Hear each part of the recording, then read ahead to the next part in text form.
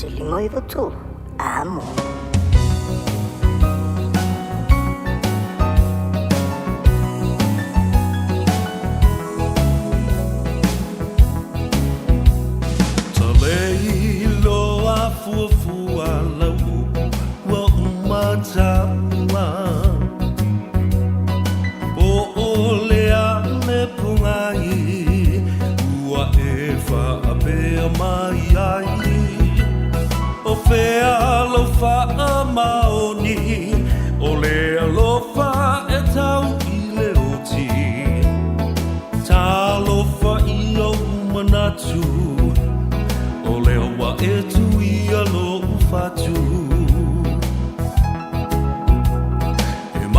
Tuale amatanga ya upumau loi mata na e fai mai ele ai se unga o la tama futanga wa e lo nei leolanga ma ua sui fo I o lo uanganga o nei mau mea na o mana o iai Lelea uma ileala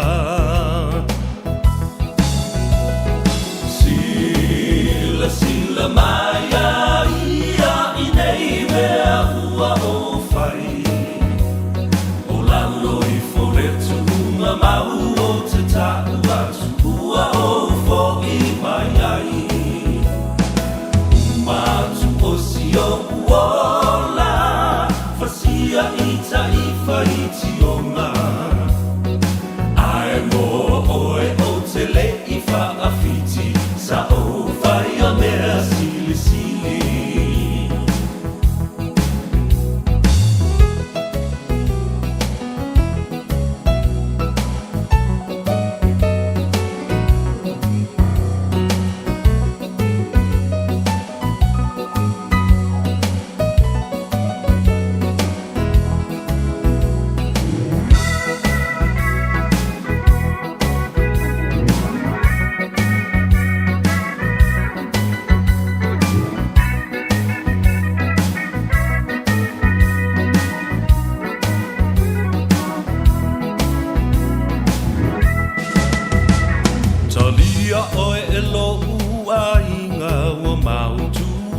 Masaninga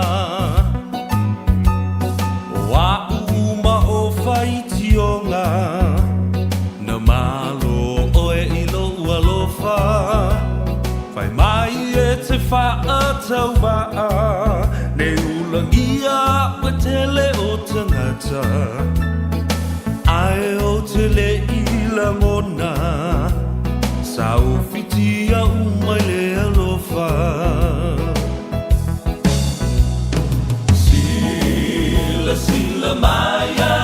Ia, talofa lava na paia mawanu ngore whaafonga tāpua ia le tunu o MSF i lau mai moanga po whia lava le tafa o le lanulangi.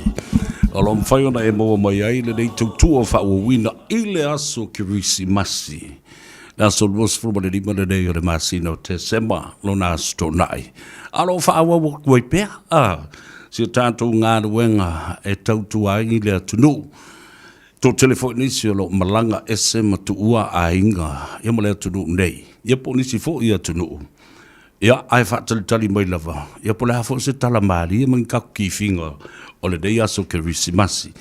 Ia whaasa o le tua I lo alofa ma lo wanga le lei. Whai ona teitei mai le soifua o lo tunu. Ia mai se fo I o se ola ma le malosi o le au ula nei. Whai ona tātou toi wheilua I lumo le nu. Wai le o tua o le nu. E pei o ia upu masani. Ia ai mai se foi wa tātou wheilo ai I le alofa whasoa o lo tātou matai siri le langi I lana pule tō I lo tō soifua Ia maso mātou bola Whaftai le tua I lo wanga le lei Sa o whaala le lei Ia whatalo whatu Ia te oe Pa ia mawalunga le tātou tunu Ia ma le talitununga lo whapenao na Manuia fo I oe malo a inga, ma tātou wheilo I fo I le kirisi masi ma le nganga fia ma le nganga whaaftai. Awa oina ilu uilu tātou te aulia le nei aso. Ia sa tātou tu atu ilumo le tua. O alawa ia whaafita uli, ia ma le tele fo I o o pupua ngā, o mea sa tutupu mai, o tala whaanonoa, o mea lelei, a toa ma mea leanga. Ia aile i mawhai lava na ave se ile lofa ma leanga lelei o le atua sa muri tui. Ia mata i ala i lau fo i whai ngā malanga. Ia masia u fo i whai ngā malanga. Ia le ala le na. Ile whai titia lava le langona le nao le whaafitai. Amu ia oe pe a whai sau tōna i le nei aso. Mata ngofia le tala o le tau. Whai mai le te malo wa ai tau. So vea, matua mana i ale tala o le tau i le so. Whapena i le aso a tae au le sapati. Ia whapena fo i le aso ngafua si o o tulawa i le aso lua o le vai aso. O le amatua le le tala o le tau si o atu i le aso mua o te sema. Ai ai foi la le tala mali o le utula i mai. I le tele foi o lapata inga i le tulanga o matangi malolosi. Ia matimunga e tō whatautau i lo tātou tunu i lunga o le atu Samoa ma le Pasifika. A o lewa o whaitau atu i le tala. Whai mai, ua tafi e sea le nā puao. Ia mawe sea foi ia lapata inga o matangi malolosi wa o le waitau lava le nei o le tausanga. Ia tātou te nofo e foi ma whaanono manu i le lofo le atua ona o le swing o le talo le tau e whae o le si i foi o le tau o le tai i le ngā tai whale. Ia e whapena foi i le tūlanga o tā whenga malolonga pēa o ina matua malolosi ti munga. Tā si lea awala tātou te whaafetai e i le atua ma le au whai te talo. E le nganta i le whaanono manu. Ale au whai lotu, ia mele au whai ngā ruanga tutofi, ale atua i whata whai tauranga e fia. Ai whapea nālawa fo i le nganga o le Samoa tutotas, le Samoa totas, le tangata ia, malana tālo sanga, e mori, malona ainga, ina ia lo whangia lau whanua, ele o le tātou watunu pele i Samoa. E amaloa fua tai au ua maua i lao fo i le lofa mleanga le leio le atua, ma le tai au fau liunga lua o tātou whelua i ai ma lau lua silfai e lunga o pe au ma ngalu o le ea. I le tautua whaau le nei a le siu whonga o Samoa, le Radio Samoa. Sa whunu li bai vatolu a mo i Aukilani i lona don fuanga au tu i Manukau i New Zealand. Ia, lau tau au auna, pesta, savea, ta maale langi leo lua i ali i se Yuli, Al Harrington tu manuvao tonga lo matua la vea. O le a tātou mafuta ma otou. Inai tu la se lua. Ia, wow, e i le teimi fōne le peye. E sa i le atunu. A se waki ngā whukaringa ngā re kākā mai o le la pese ai se kaukala miska ngaka. Ia e sa o le atunu. Le anga i le oni masini ia le atunu. Le ala fo la le dai tā uai tele. Tu sa lava po le aso kirisi mas. Ia, alai whātino le ngā ruenga. Ke whaalongolongo mai, o le karango akulu ka ngaka. Ai vili mari ke le fongi, e tali atu le tangata. Nai lolo vili mai, e tali atu le leo, fo le leo le masini fa mai, o le numera sa e wala au wai. Ua leo to e whao ngaina, ua tapuni le pisinisi. Ua ngau.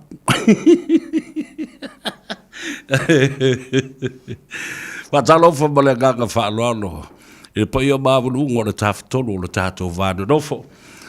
Ia, wa foi po ia ma malu whaale atunu. Ia, wa tama mai ngā foi matama. Le whaale usonga ia tu mua mapule o i tu au malataua a inga foi le tai ma le waa e fonti. O tama le madua tele ma to o le whale ula. Hau foi na tātou whaatulu. I le tāpua inga. A tu mua le motu ia tuile ma manua. Ia, whapea foi sua ma vai whanua. Fafau mai tūlangi, sa ole masale umbua ma le lau niu na sai lua. Ia mai se foi, o le mauta ma le malai tele. A wā le whale tau aitu, ma le whale tau tangata, ma le whale se lau. Ia, le nā, le nofa ma pūwha, pe foi le whale ngafulu, ma le la au nā mutasi. Ia, te oe tutuila ma manu, ma lau tāpua inga.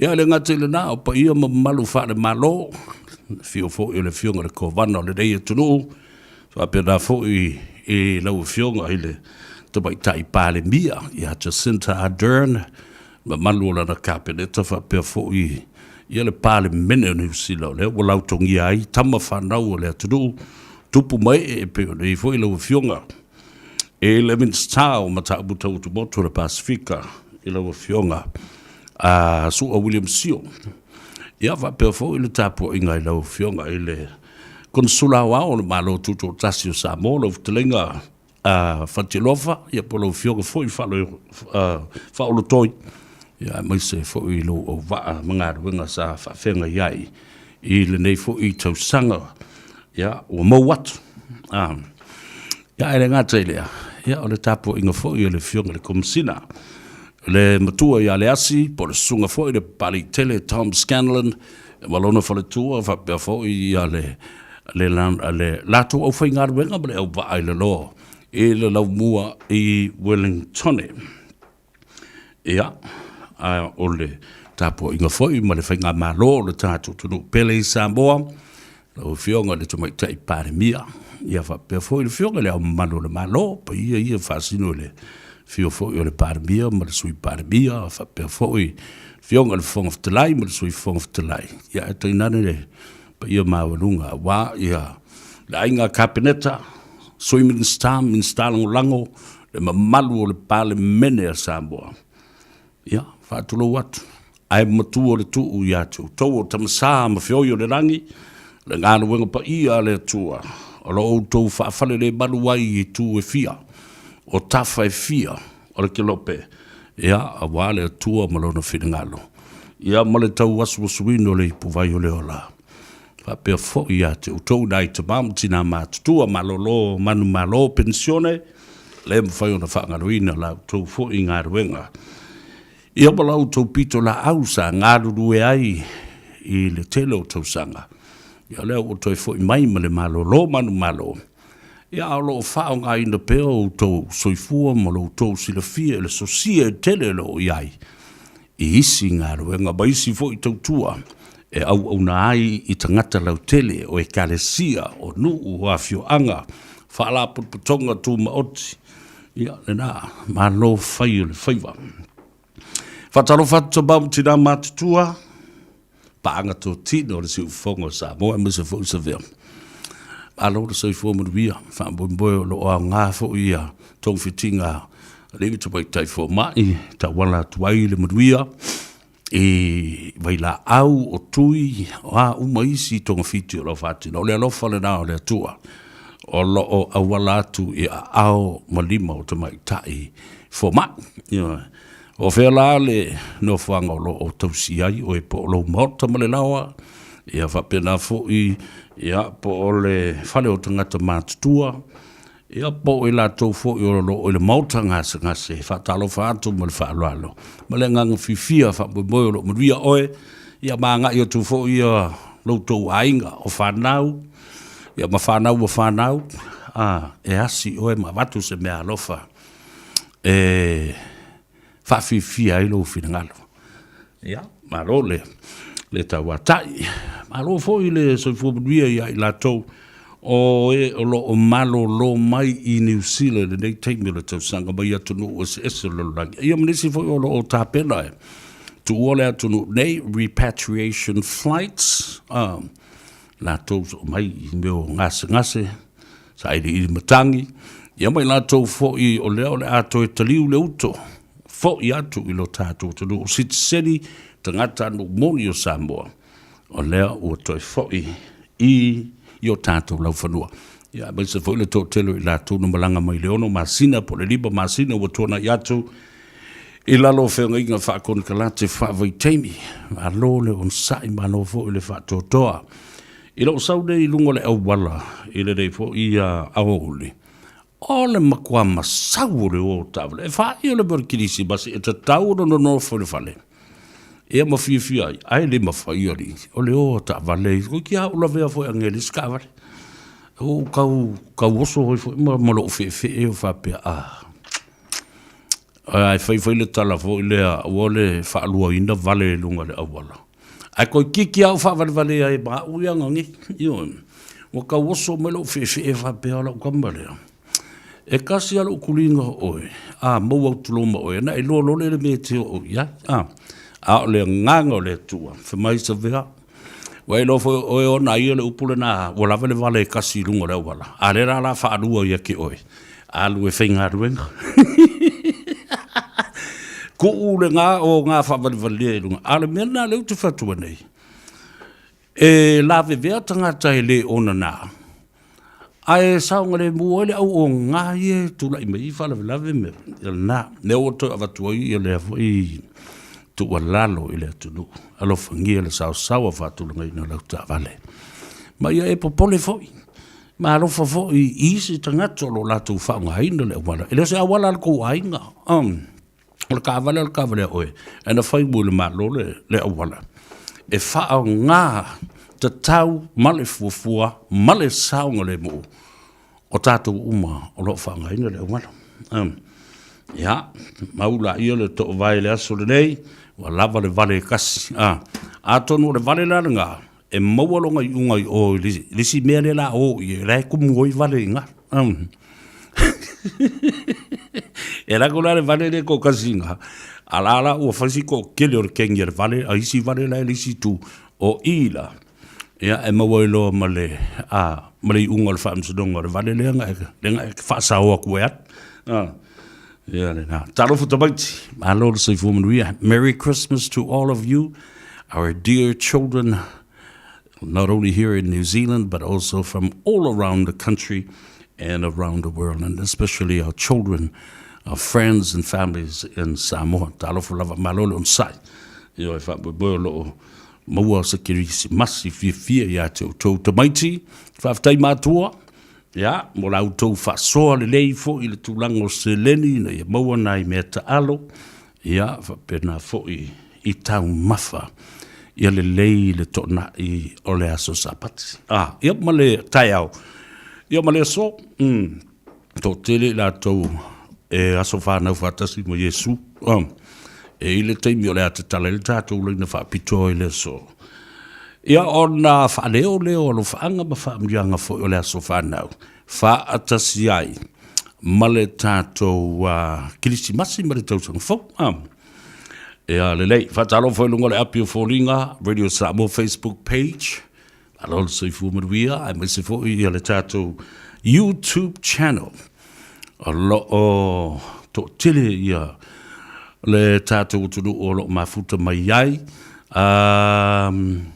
O Mina Retta Sink talo fai. Merry Christmas to you.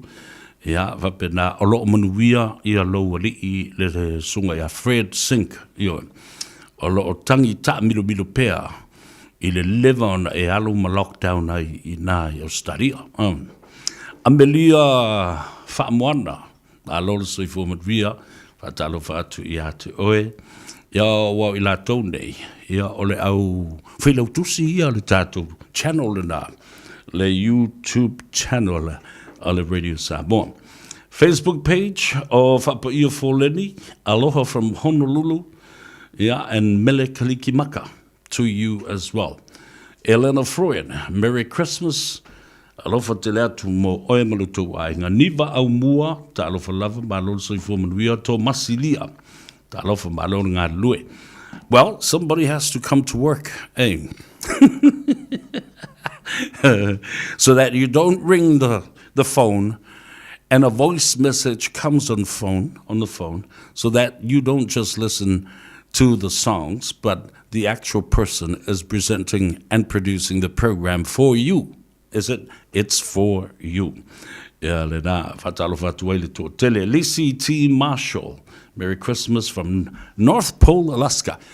Yeah, talking about Alaska, Vatalofatu, Taudili Tole 4. My nai Anchorage in Alaska, before ile Tunganga family. Yeah, before ile to my Sam. Le Aniva. Samuel, malo se fu munvia, but to tele o tatu wainga. Alo alala mapapa au. Ile stete o Alaska. Ia, se kako wola e tāle peselea.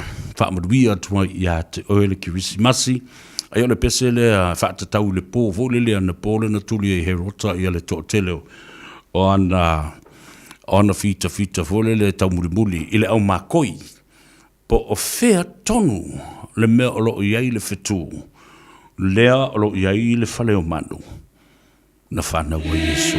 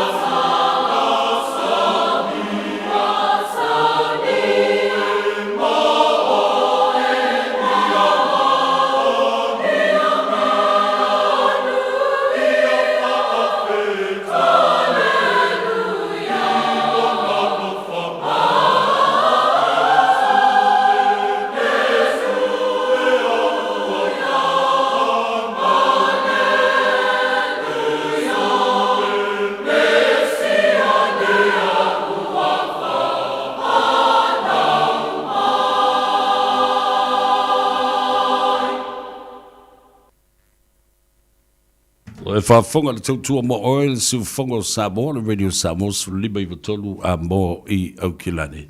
Whaafiafianga o pese le kevisi masi le so, i manisi fo i lava o whaafiafianga pese whaafale mau sau.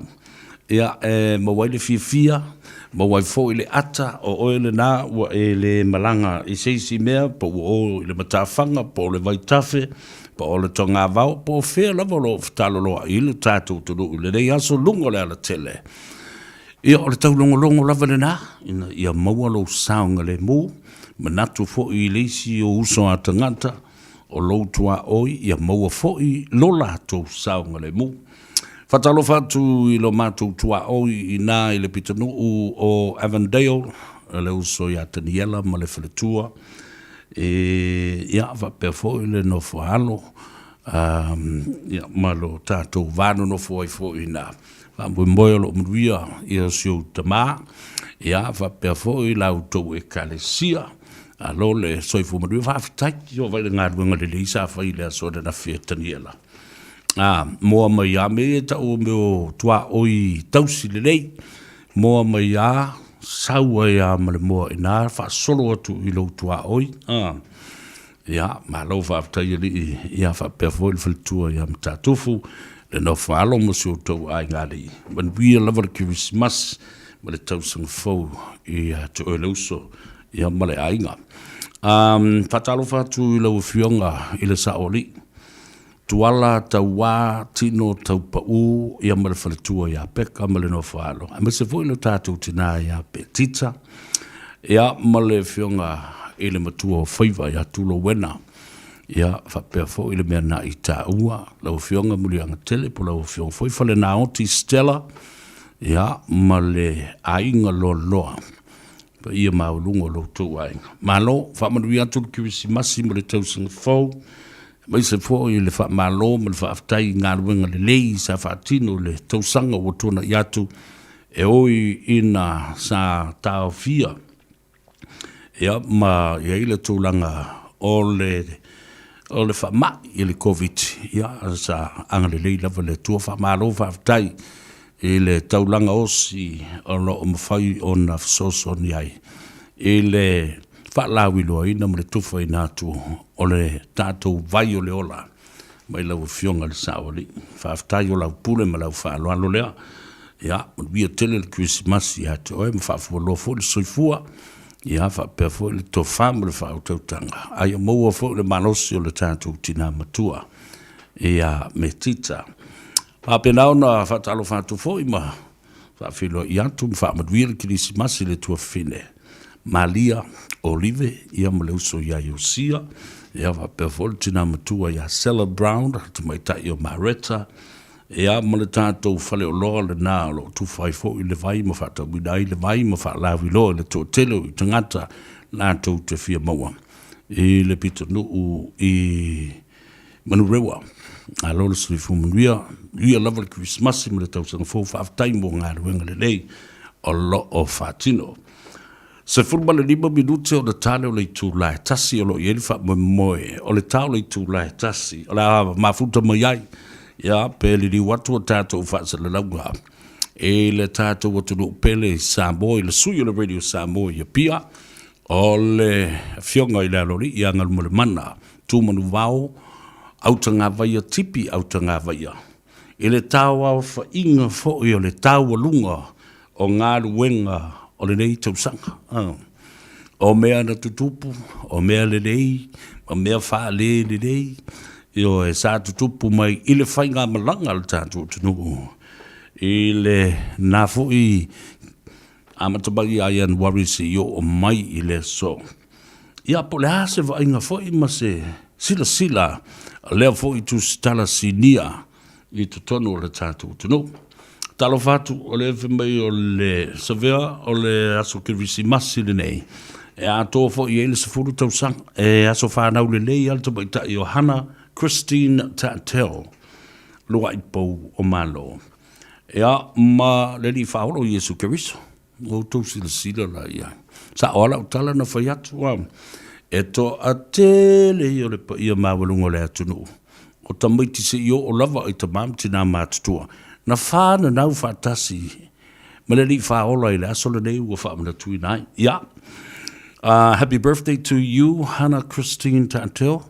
You're so very lucky to share the same birthday with our Savior, Lord Jesus Christ. So happy 12th birthday today. I hope your Christmas is doing well and going well. And I hope that you receive so many gifts. O mea alo whanau a watu ia te oe. O mea alo whafo le nā se manu e whai ia Yesu pe ana whapea. O lona vai tau le nei. Ia, ona iele o le manatule ia te au. O nofa nei le tai au mo mawhau. O le ale mea alo whasiri le atua na whaia mo le tangata. Mo mua. O le soifua ma le ola. A le ala le si mea alo whasiri na whaia le atua. Lea o tantu whapta tuina le kirisimas. O le mea alo whasiri leo. O le pepe o le whao le tanga. Awa e leise au ngā nālei o na whaima soifua maola le tangata. Ai leise taunu unga o se ata I tua atu o le olanga nei. Mo le soifua nei. Ia alo o nā tali tanunga. The greatest gift of all is Christmas Day, as the Son, one and only begotten Son of our Lord. Lea na momoli mai mo I tātou. E whaia le taulanga o le tongiola. Mo oe ma.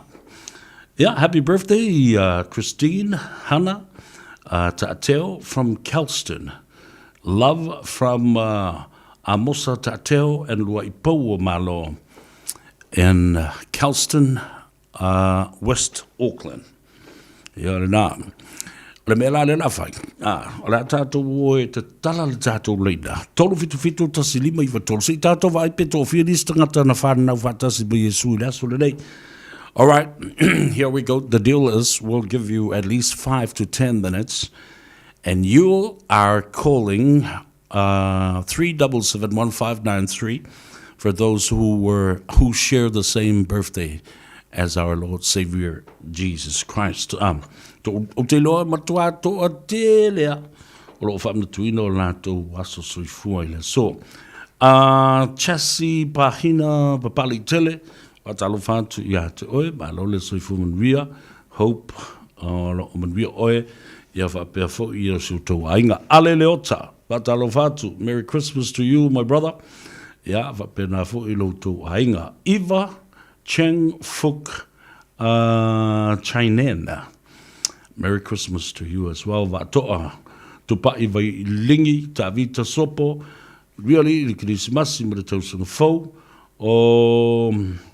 for your ear, Watutu, hello, so woman real. Lily Crichton, happy birthday, Prince Jesus, our Lord and Savior. Thank you for the big sacrifice you have done for us on the cross, for the world. True.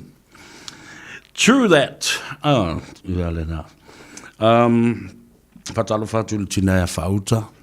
Ia va pe fo le tamofili, ia va pe fo I telenga ya upa au mo si utu ainga na Glen Innes, we lover le kirisimasi mo le tausanga fo le tina matu ya talaleu ina I te koa I Pambiua. We fo le kirisimasi ya te. Oi, 99 no fo te to tasi nei wa fai ilangi I le fo launga mo le turi ngasi a fo I nai o la to wali. Po o ta mama tutua o nai o la to fo I ainga. Ia ala o ngofo ko kasi e lava. Ngofo nofo I lava na o ia ma fa solo na ma fofonga. Wa to tele ta maiti wa ma tutua wa fai ale loto le tangata ia fai lo na ainga. Fai ilangi le fo launga le tamba. Ia wa se a fo ko o mai nisi ya si misi lo bakua po si ko inga fo pa fa la no to tas da o ia. Ia o to inga melana. Ia lu ilo ta ma fo fa e ta lo fai. Se fai fo I o e asis to ina masi o lo matua. Ale ole na fo e to tele istangata wa fai o la to winga le anga na. Wa ave na yo la to matua. Tulo e inisi o lo ua lelei ona whaatino le nā tonu ona ua le mwhai ona toe tausia lelei I le whale. Ia ona o whaatonu ngāri imta mai taifo mai. A onisi. O koula ngā leo ke whaku ia. ua mumusu, e tausi le tau ina ma le olo matua. No lo le tia I fale o tangata mātutua. E le koe o yasi. Ioi. Na umalona aile insurances to ina masilo matua ua matua le insurance. Umalo lava o loa ave ina le to ina malo matua. E whape nau ingo tangata palang. A o tātou Samoa. Okai. Tātou te lemba sani lea mea. O tātou na ola mai ai le tū mleanga lea. E tausi ale ta mā matua se ia o lava ina afu lo na soifua. O le ale langi whaasino ia te ia mai lea tua mle te mā. Na paula le tangata e pule le soifua male ola male umbi. O le na, e tausi lava se ia o mai. Ia le vala aua lea tua. Ia so ia la ia ko ke whingi me leanga whapenga. Awa o te whaia tu so. So se a inga lo tausi ai se te mamas tina matua I tonu. O se a inga whaamria ina le na a inga. Ai se a? Le anga fo I o lo tausia I. O le wa whaola. Ioe. Na tupunga mai ai au tau I o na sulunga titi. O le tomai ma le sosia whaale anga nuu. Whaale atu nuu. Ma le malama lama. Ia, o lo iai umai I le toi ina ma le o lo matua le nei. O I e tāpatapa I ai, I so se taimi, o le tuolalo, o le fautuanga, o le whaatonunga, e whaatonu wholau ai le telo ai. O le mafuanga na ma sofa o tātou ai. O le o toi ai le tō whaama mau ma le whautanga le sa I ai, le tamama le tina matua. O tātou tamala, o whaatamala. Ua tātou le whai mea tuu au lafo. Ia aola ina whai ilangi le wholaunga a ta mamtina mātua nei. E o uma ele ma ave le sosia o le tomai o le anga waa o mea uma wha le anga nuu. Wha le atu nuu. Ala le nā. Ia o se au tamai tala le nā. O se mea lo whakirisi masi sili o na tāua. Le vava ai mai o le to ina mo le ona matua le fale o tangata mātua. Alo le nā fwoi. A whai o se arrangement ua umana whai, le aso la le e o ai au mai le to ina mo le ona matua. Mai le fale o tangata mātutua. E whai le lei le pāti le fale ma tali le sua. Ta lai mea lo whata maiti sa whai mo I lātou. I ona to e o whoi la e le mo mori. E wa whoi tong fitinga ma tu langa whape. Nā, ia, alofa te lea tu mo o tau. Whaaftai atu o tau o lo o whaia le nā ngā wenga tā ua. I aso uma o pō uma. E o mana tua o lo u ta mama tua. So alo leo tele. Yopu to vao yopu. Alana te talo ale pe a whai I aso uma. Mātou te toa tutuli ai e te talo le to ina. Leali ie e alofa mai I a te au. Ona ua matua tau sanga. Ia umilo na soifua. Ia aua ne I o mai. Ia ni mai e ngalo ai I a te au. I ngō la u whanau. Matau mate. O te talo na to ina. Ina ia aua ne I o mai le ngase fole o le dementia. Po le mea fole o tau ngalo. Upuma ana le I loa tangata. Ia ma ia au I loa. O le au o mai lau fina ngalo. O le to ina la leo so alo. I le nātou tau mwhainga o le ainga le whaatino ina o le tele o fofo ma vai ma mea whapena o tau la sea. Na mani ule se lau ma le ono ono tau sanga. E lei whapea ua whaale tonolo na mawhauwhau. Na te mana tua ina oma ta ngata oma. Na te le whisiri po oailea a oailea. Awa I le lofa ma le ma ewa le anga le lei o le atua. Na I loa lava so alo. O le o mai le oti. Se lau ma le ono tau sanga. O le nei ta maa le ai. Se lau ma le ono tau sanga. Nana sila fia. Le ai ma se mai e tau au taile ma fau po o tau fa le tonu. Po nisi a ngase o le tino. Ona ua ta ngata matua lava.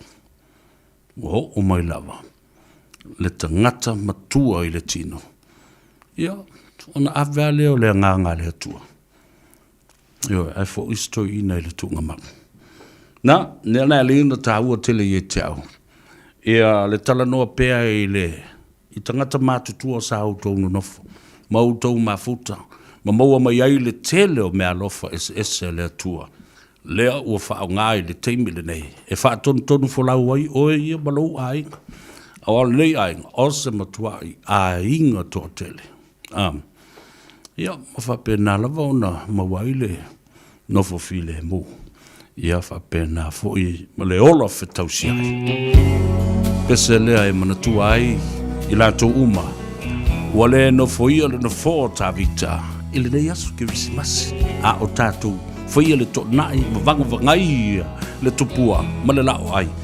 A ua misi le vai.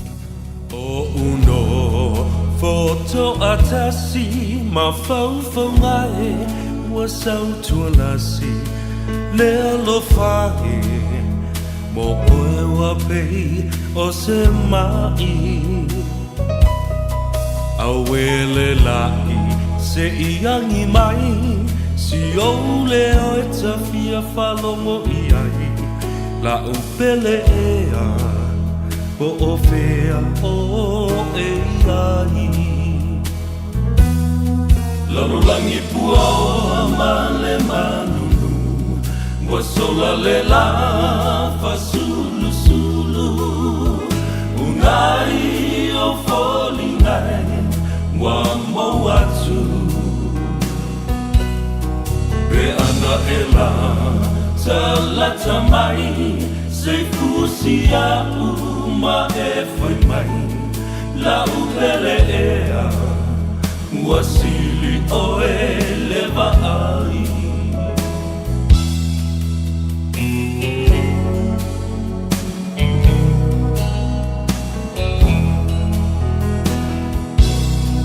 E moni ai, o Solomona, o vai e telele, tineia le lofa, e sole sami, ma le au e feta feai. Le timu ngai, se ito mai, wa o ngalala i le fia inu mai, fai mai e sotana, po o a upele ai. Lalulangi pua o amale manu, wa sola le la fa sulu sulu, unai o folingai, wa mo atu. Be ana e la, talata mai, se fusia uma e foi mai, la upele ea, wasili o e leva ai.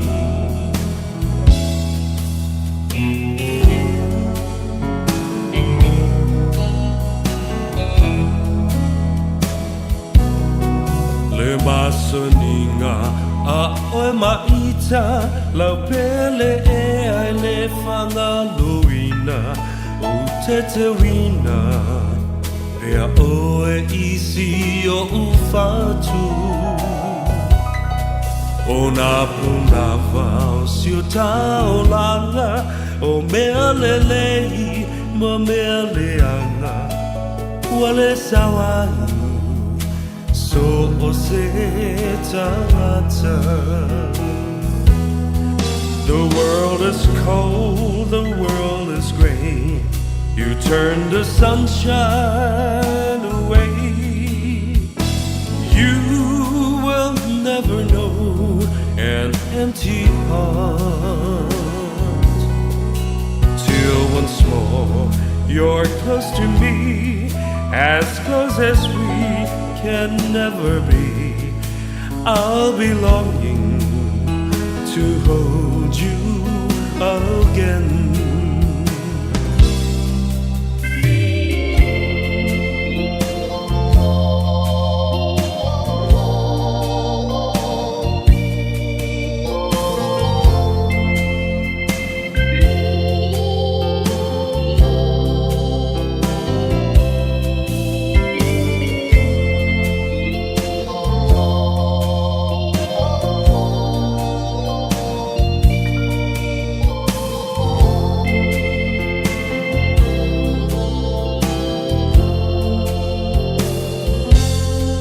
Talulangi pua male malulu Wasola lela fasulu sulu Unai o foli ngai Wama watu Pe ana ela Tala tamai Se fusi a uma e fai mai La upele ea Wasili o eleva ai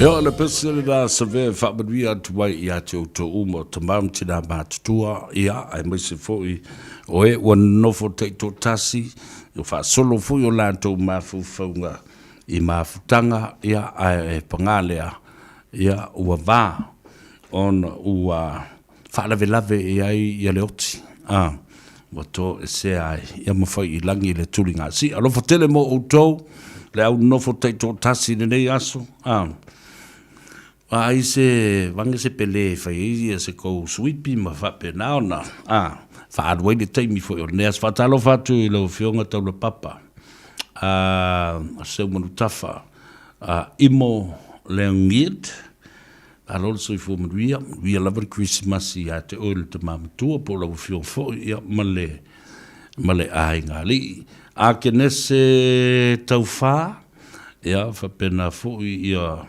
o fa ati seve for my happy birthday to my daughter Noel Seve and Angela se lema tau la pini ia lona wingala tasila ia ai se masanga na whanau whatasi me Yesu de nei aso ta ua tele whatalo whantu tātou porklame ia mawha moe ia o lo manuia o tau lekirisi masi ia whapea fo se tau sang fau o mua ia Richard Parker Malakama o Palusami Talusia o lava se umu Palusami o Fatino I le so.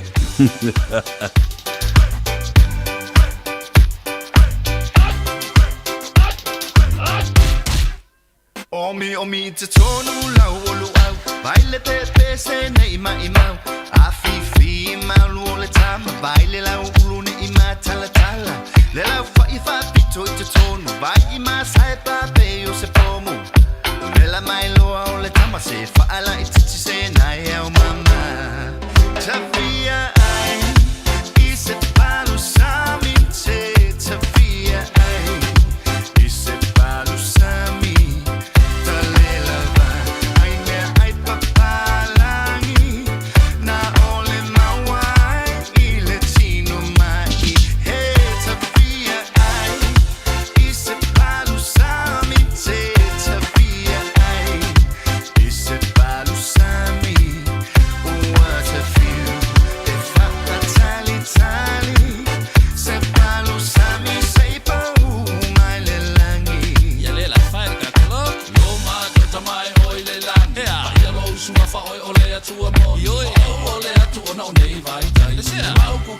ese papasa ole masa ai osio quale masa mi se chi lava le lola ole na ona tu fo ya le na si fa fe a cu ile mecto luau ulo pe luau pipi e pulle lava o I la skyli luau mamo e file mu po ser si usi un e che io feu ele ayo se masa lo salo le palo se mi lava inga ile calo o se chi ole me ato o ka angulo fo I male samo Tawhia ai I se Palusami te Tawhia ai I se Palusami o what a feel e fa tali tali se Palusami sei pa mai le langi la fare ka koloko auto e ole atu ilo utama si o watu nu bele o samoa wala ko mama ma I utana kai la au ale au sai sa no vai ole me amoni kamea ai fa sama se mo atu nu pa umiki na se suo fa como se talo tao ma se Tawhia ai I se Palusami te Tawhia ai I se Palusami talela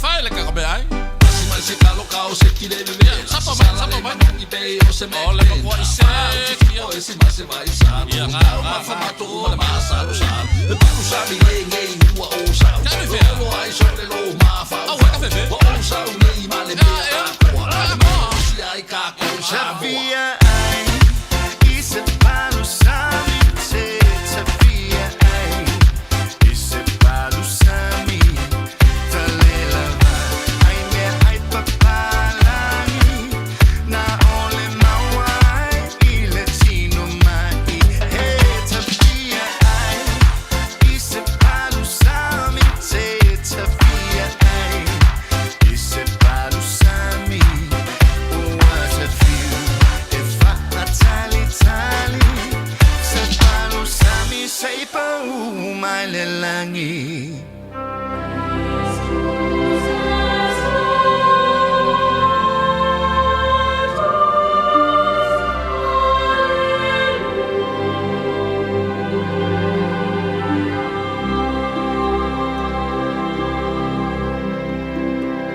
Holy night, the stars are brightly shining. It is the night of our dear Savior's birth. Long lay the world in sin and error pining, till he appeared and the soul felt its worth. A thrill of hope, the weary world rejoices, for yonder breaks a new and glorious morn. Fall on your knees, for hear the angel voices on nights divine, on nights when Christ was born. On nights divine,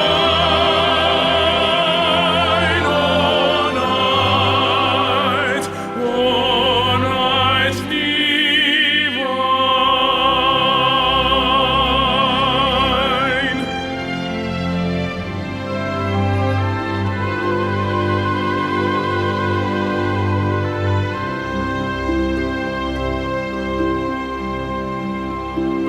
Truly he taught us to love one another, his law, his love, and his gospel, his peace. Chains shall he break, for the slave is our brother, and in his name all oppression shall cease. Sweet hymns of joy in grateful chorus raise we, let all within us praise his holy name. Fall on your knees, for hear the angel voices on nights divine, on nights when Christ was born. On nights divine, on nights divine.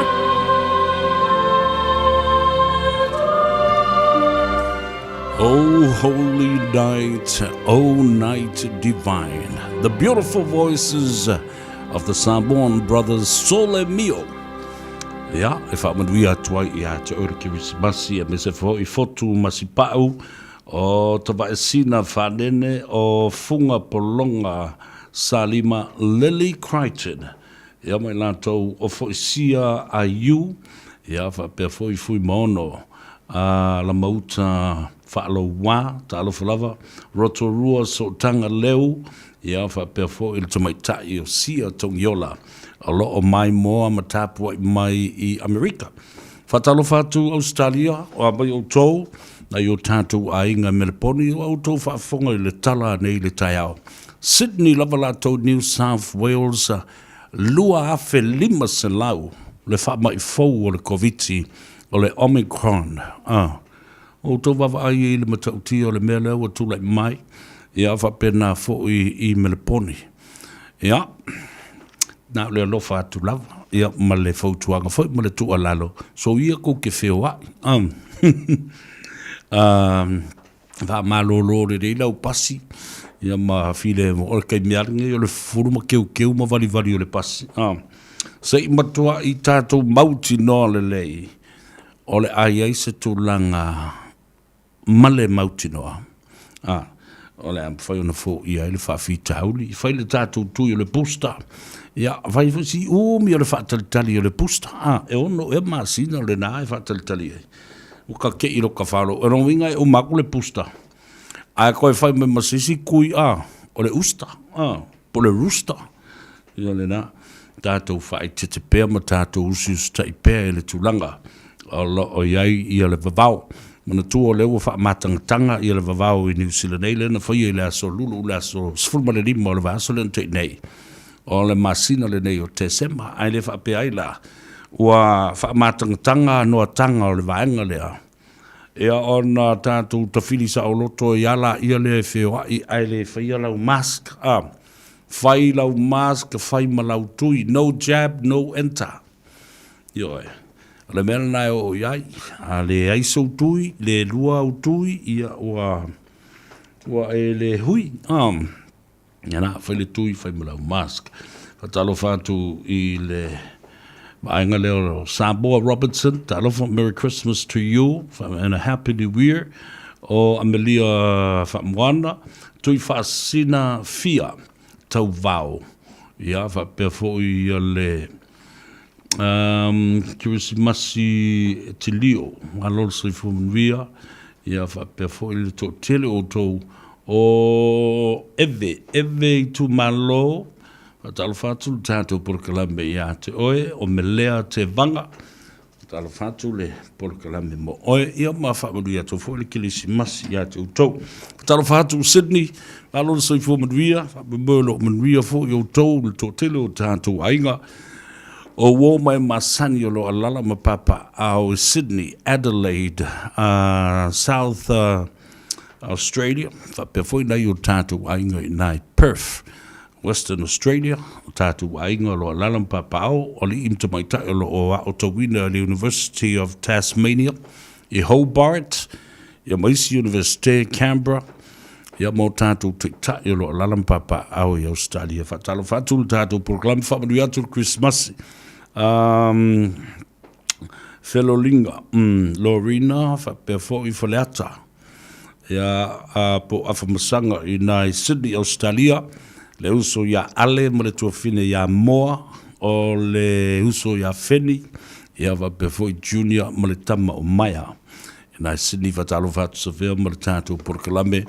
Le tano ama I le anstonai. Leise mea kau whasa au sa orangi. Asko ngā au peskirisi masia. Ia ma tātou tala mali e tātou te tali e ai. Ma toi tō manatu is when you stand and reflect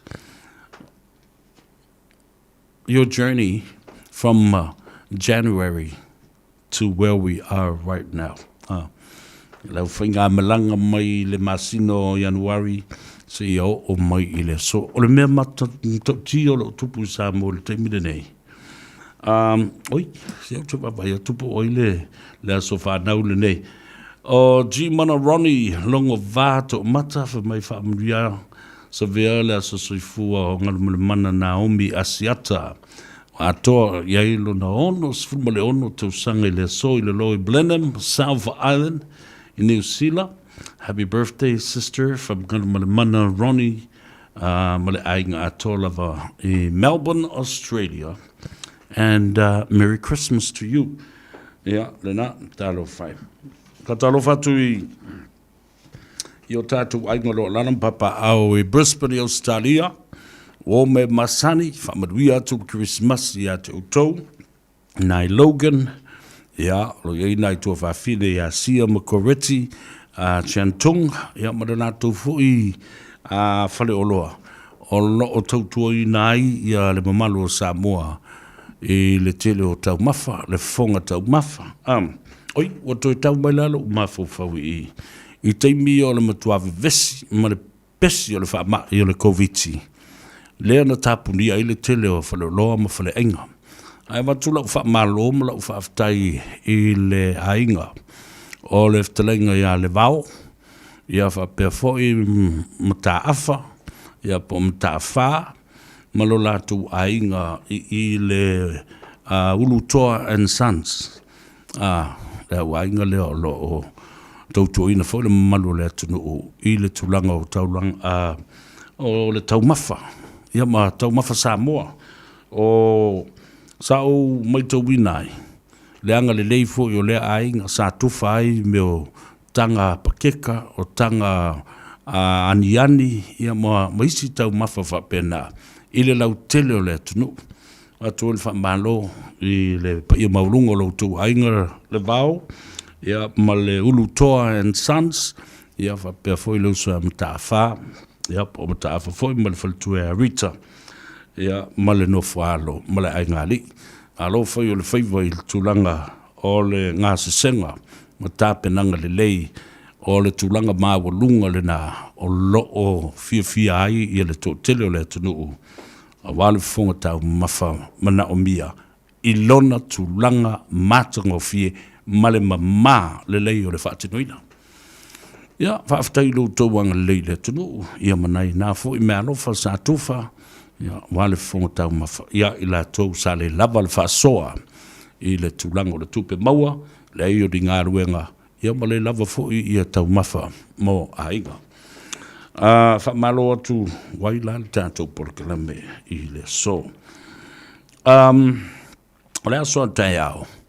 O le whailunga i nā i le iwas fulma le tolu tau sanga o le matua o le soifua o sio mātou tina ia Inosia lua toma. O le pitonu o Avondale.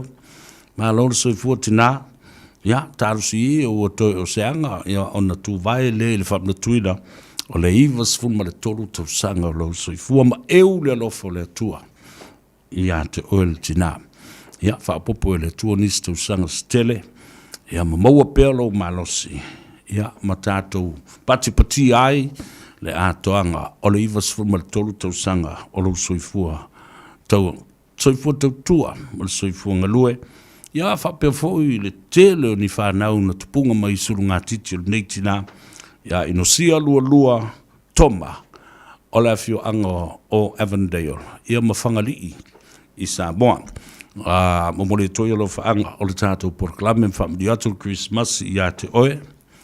Rana oe, o iwas fulmare tolu kirisi masi lo matua le nei.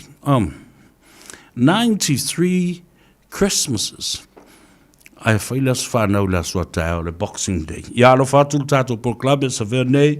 Pe foi ia siau whanau, ia Shana, ia whapea foi le tumaitai, le tofi le alua whala apa, ma le whanau. Ia whapea foi sunga le pali tele, te o la tawhale Maryland, la vea urungia. Whatalu whatu, ina i o tātou aingeiri, i Brisbane, i le tofaya so alo sone, ma le tofine ia sanga, after le tuo lewa maua i le tala sa ua fo i le vā. Ia ua whamaduia le tua i le tautonga sa whea ngai ma oe vātu le whafunga mai le tunuu i le maonta ngase on o whalefa fo i mā purusi o tō whanga lo whenga iai o lo talo fo i manofo tāpua i atu lo a inga i New Zealand nei ma Samoa i le ngase ma lo whatafa anga tarusi le lofa mleanga le leo le tua. Ina ia toe whaafo sia a toa lou soifua ia ma lou malosi. Ia, ai, wha mai se tui fo i le ngango le tua, o whia ngai, ia, mangase ngase o le tino, ia, ai panga lea, o le wha mai senga ma le wha mawhanwhananga i le tuua o le malo, e le tamama tua, o le ainga valus fu ma le iwa tausanga alono soifua i le fio anga o sale la valu i le motutele i sa la fai, le sunga ia Mika Pulufana Frost. Ia, a inga wo me masani, ia, o le na, whina ngalo lava i o le tua e whaito tasi. E le ai seisi na te pauina. Le ngalo wenga whaito tasi, ma le whina ngalo whaito tasi, alo tātou mutaisili le langi. Mori atua i alo whaanga, ma whaamrianga, whaamaisenga, ia, ma le whaamawhanwhananga. A talo fatu i kale stete le tātou whaloloa, le sunga ia sua, whaioso, ma le whalitua ia whina, whapefoi ia le tātou whaloloa le nā le tautua Samoa shop and take away, restaurant, io, tele le tau mawhaolo maua i nā, ma le tātou vai o le ola. Ma lo whaftai i ngā ruenga le lei o whatino le nei tausanga, ia me se fwoi le langolango ino nisi o antinae, ia ma le tautua le tātou siu whongo Samoa i le Aio Keriso, Christchurch, siu whongo Samoa pe ona iai le au nanga ma le tautua le sunga Alex Fido, ma pia fwoi tu ulua, ia ma momoti tu funga, ma lo le whai o le whaiva malau tu au whai ngā ruenga toa lo longo pui ali iai. Samoa lo lalampapa au ile Aio Keriso i Christchurch. Ia, le na, whataro whatuai i lau fionga le swafa. Le malu, le mamea whaiva, ia whapea fo i le whalitua ia me sepa. Whamunu i atu Christmas i atu lua male no whaalo male ai ngā lii. Ia maiso le lo sa molo lalampapa au i kale stete. Mnu ia tele lava le kilisi masi. Ia te utau o ainga woma e masani. Ia ma paanga tōtino o savea malana por kalame. O le tano ava e te mawani sao malana whangawhao. Ia Teresa. Ale mea maalia le fatua ulone. O le vaso na se i mawai atu. Na wala au mailisi a uo na o lo matua palangi o le vana mamasani fe mai sau ia whamunu mole. Sau e vatu lea fui, le mele te alu e whai, le insurance o la o maile, o la na tamai ta i whau, o le whangawhau lo matua, o le vana tausi, kama fui e māku kua a la au, ngai kama i kingo, o whaku, kama i, le ua fui e, le ua matala mai le company fau le na insure ai, ia meo le olo le meo le whangawhau, ia po sau mile, po sau pusi, po le alava le, le whangawhau fo, le te alofa, mo le tausi le tau ai, ngō whatu, oi la le ngōle, mai se whamon mo le tango e so e mai, le o valu se lau, o le me ta o le pet insurance. So actually there is a pet insurance company, a fo insure ai le olo lau pusi, ia po le olo lau te whau, po le alava le whangawhau le te, o whai atu le ia. O whai whai ngā me, o i meo ora, o whai insurance ia mana tuala. O i nei le nei atunu, o tā ua tele meo la, ma o iei fo i ai a te taua meo la. Nei awana i sawa ina, awa o maile ma pusi ma pua ai Samoa. Ia ai le maa, ale ai le maa, ai le korpa, ai le mole, i le mele i mole, o le oso po le ala, le me kauku ei, o le me ale ngai ka isi me ola. Ala i le me ola. Ia le te atalo vale i ai. I le tā ua tele o le ngā ruenga le nāta i whau e whai le pō atoa. E pui ai le saonga le mua o tō a seta. Tau sauro se kaunga oi se mea, le maile. Kaunga oi aku se mea, le maile. Ale mea lana, matal no malo matua. Ia, o le la insurance nei, whaile insure o le ola o siana ta i whau. O watu e whia nane mea le nae, te mana e whamai o le tongi a wholea, e ta i fitu tā la i le vai asu. A whapela e tupu se whana ve lave i le ta i whau, lea po le pusi lea le. A pela ve se ta vale po se me whapena. E mawhai au na toi mo, me le tupe kawai ia le, ia le, e kawai le ora le posi mora mai, whakusole ka whewhe, kai makau kia ngi me, i maramalamo tangata. Ia langa o meo papalangi, e alo lo fatele, e alo lo fatele e lato whangawhao nei, wala tō telefoni na palangi wa e le whingi lako kai korua, o whawhingi e le whingi kai korua. Ai ngofa malako, maile malako pusi nga, maile ama pusi e kausi, e ofo isi ka malo palangi.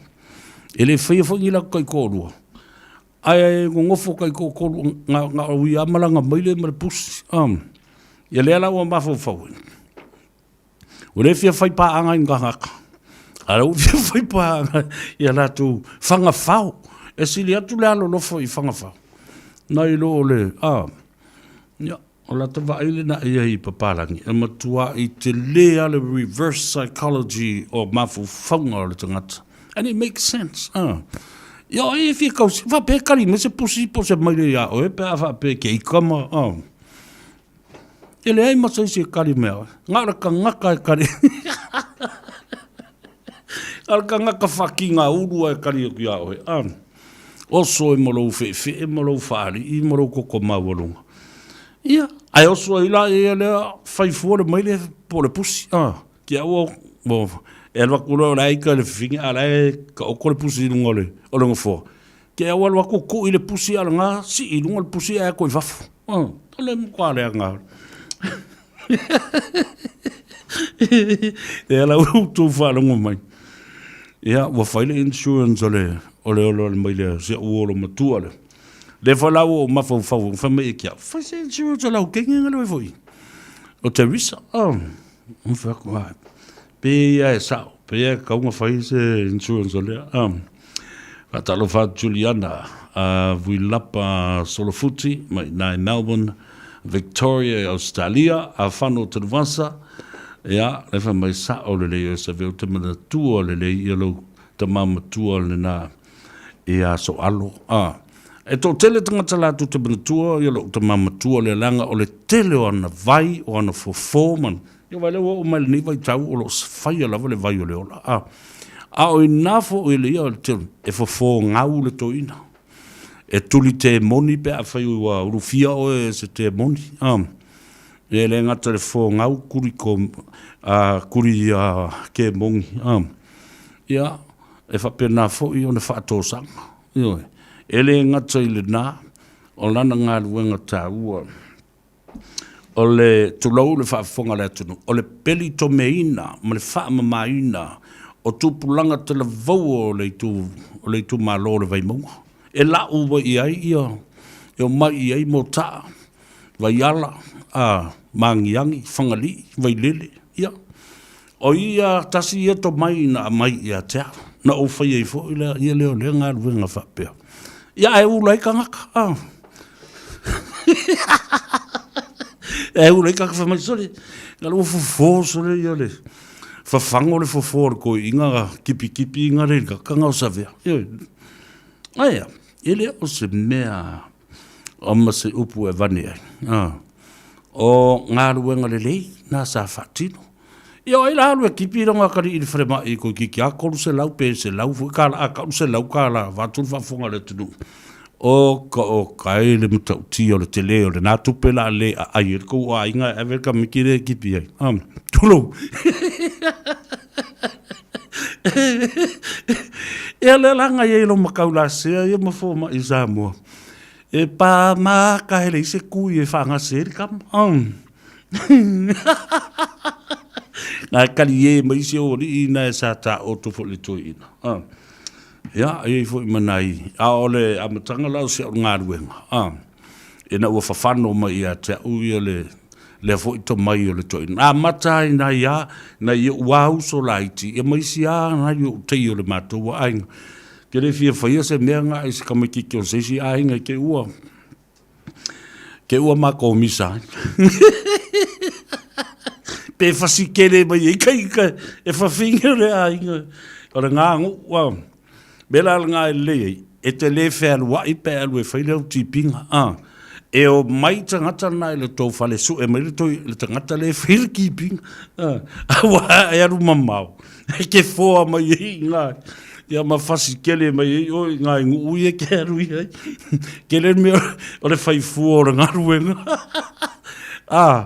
ane makua mea ngau ale whaingo ia ngā ai mai se a fō whaaleanga nuu ia whapena fo i tau la sea lo tātou tunu wa il tau tunu ngā a fō a totongi e ne mangu ia fō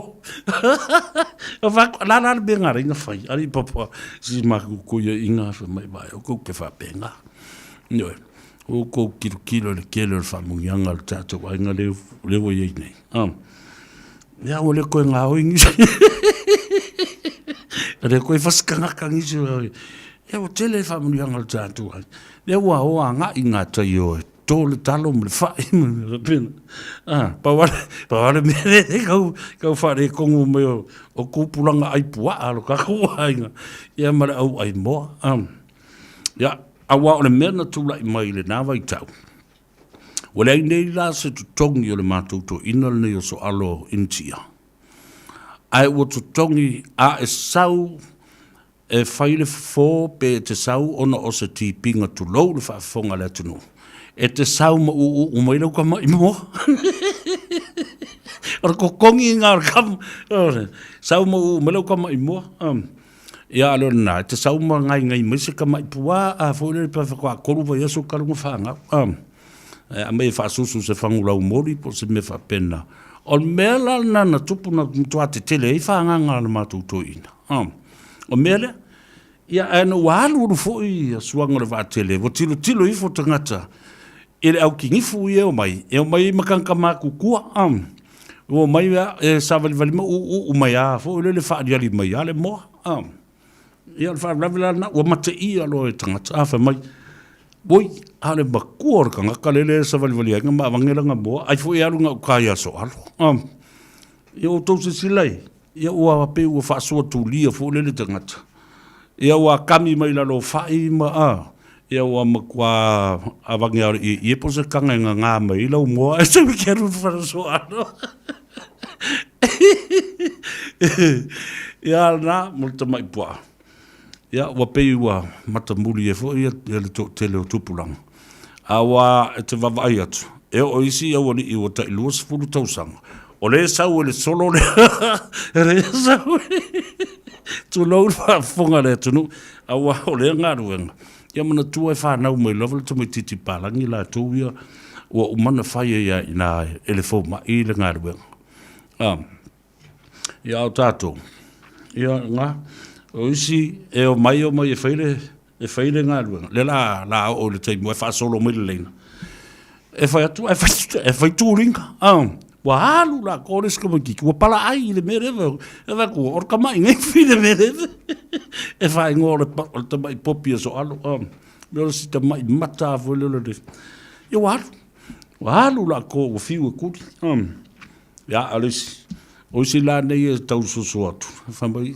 to so mai si o talal na fo mai to la se so mai va me mole mo ingi o makai va ver kosi o marka ko ai saudi sili ile na va tul fa funga mai le te o tatu tala no nei le te leo to mai mar sosia o poto fa le nga nu o te mamti na matu o le tatu to no de ye mar matu to e tau so mai na pa ye tu leo le to ina kal to ina e tau lata tu lo ye le matolo nei fitulo ai osso lo mal tangata le la ti tu lo fa fu a oso ala vero ma limo so alo vai ma lo so alo o mai pu mai le ri ona taf yo file fa ma no mal tala so alo le uso le la fa i nga ruanga e ke koi mi ngoiro ku ia lo mo ere ngi wo ro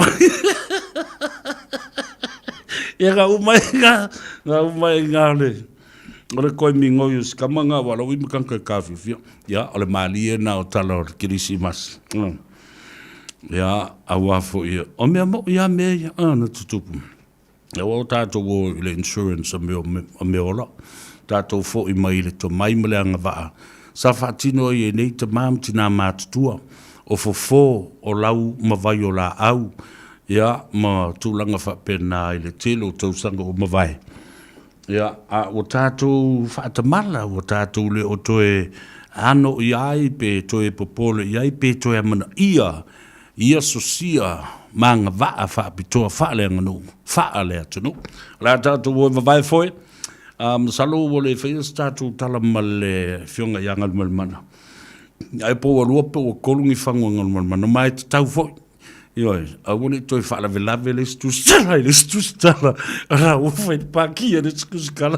A lea kau ke ana koe aka kau I, loa sifol minute o na tāle o le I tūlai lua, wha mui mui o lo o manuia oe ma mawale atafo I le nei aso, ma mawalo fia, I meo lo whaatino, tonu o lo ainga, tau le au pepe, Merry Christmas to you, lo lava le soifua manuia, sia tongiola, ia, wha pia fo I le toa tele sia le levanga, Merry Christmas, via lava le tausanga fau, mara kirismasi, ia so se mea ngai mua mai ruma, Rosalina si manua petelo, o taimale langi, Lisa, Poppy, le au pepe, Merry Christmas to you, in Canberra, alo lava, whatalo whatu, whamanuia tu fo, le kirismas, e lau fionga, po le sunga fo, le pali tele, a Fele, John, taimale langi a Fele, ia mlo fal tua fa pe fol tina matua tina tausi o le tātou ai ngai maisele no whaano ma lo fa tailu sao le nei tau sanga ato le tau whaamani unoina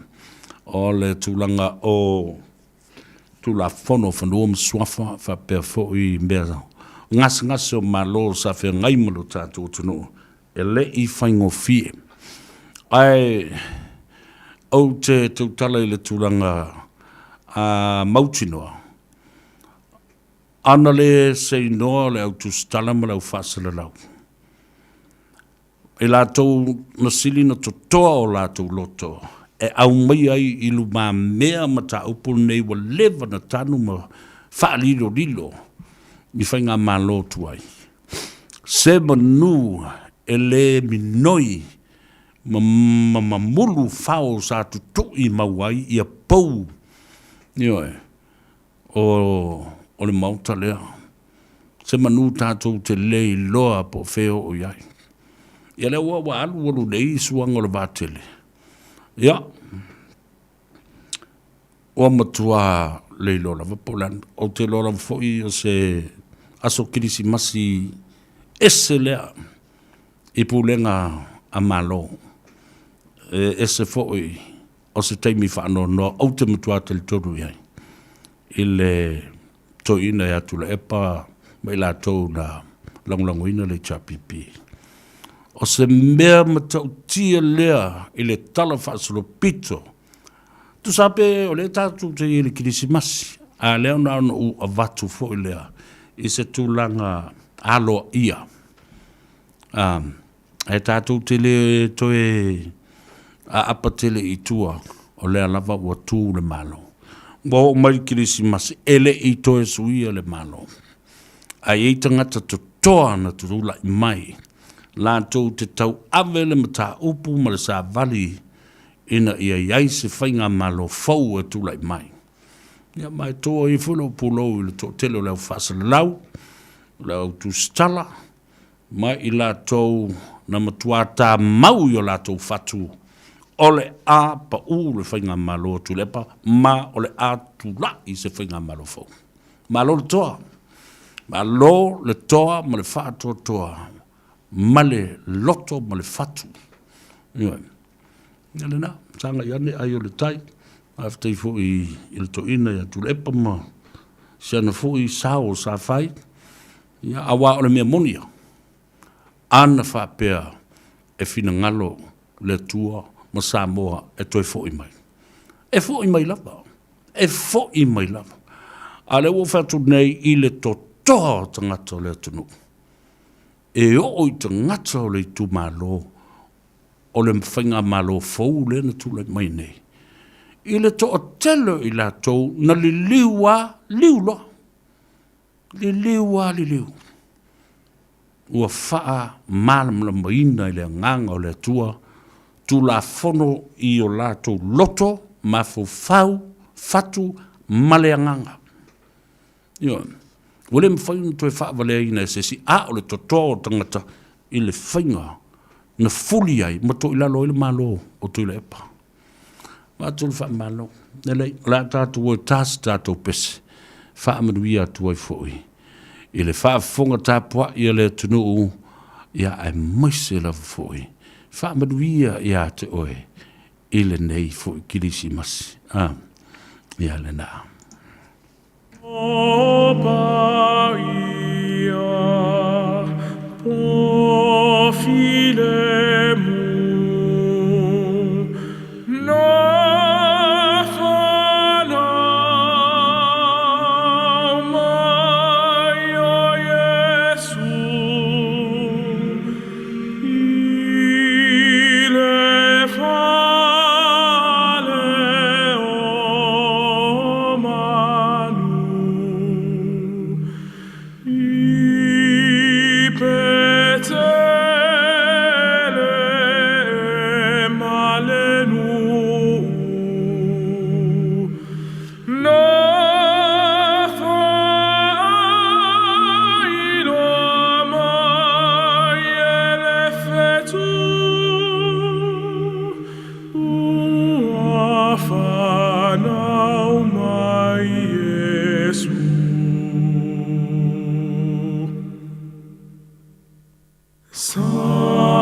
Silent night, holy night, all is calm, all is bright, round yon virgin mother and child, holy infant, so tender and mild, sleep in heavenly peace, sleep in heavenly peace. When you shake up, the radio shower, lower way, washing way, radio shower, to see my Radio Samoa.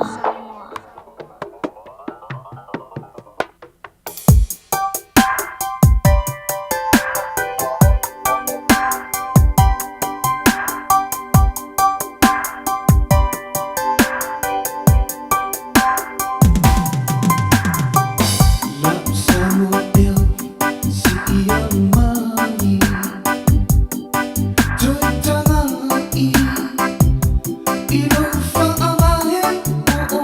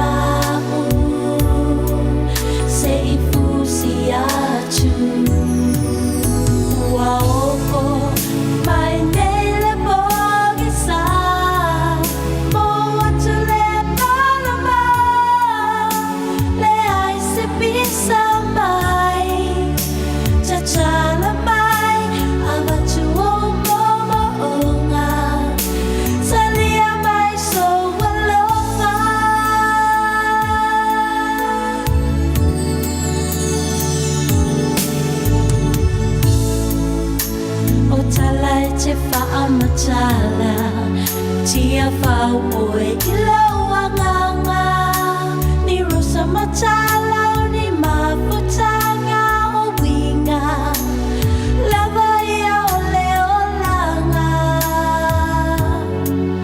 Seifu si atu Fia pa ia atu Petu ole langi susulu mai Lau pele se tali mai Le ai se bisa mai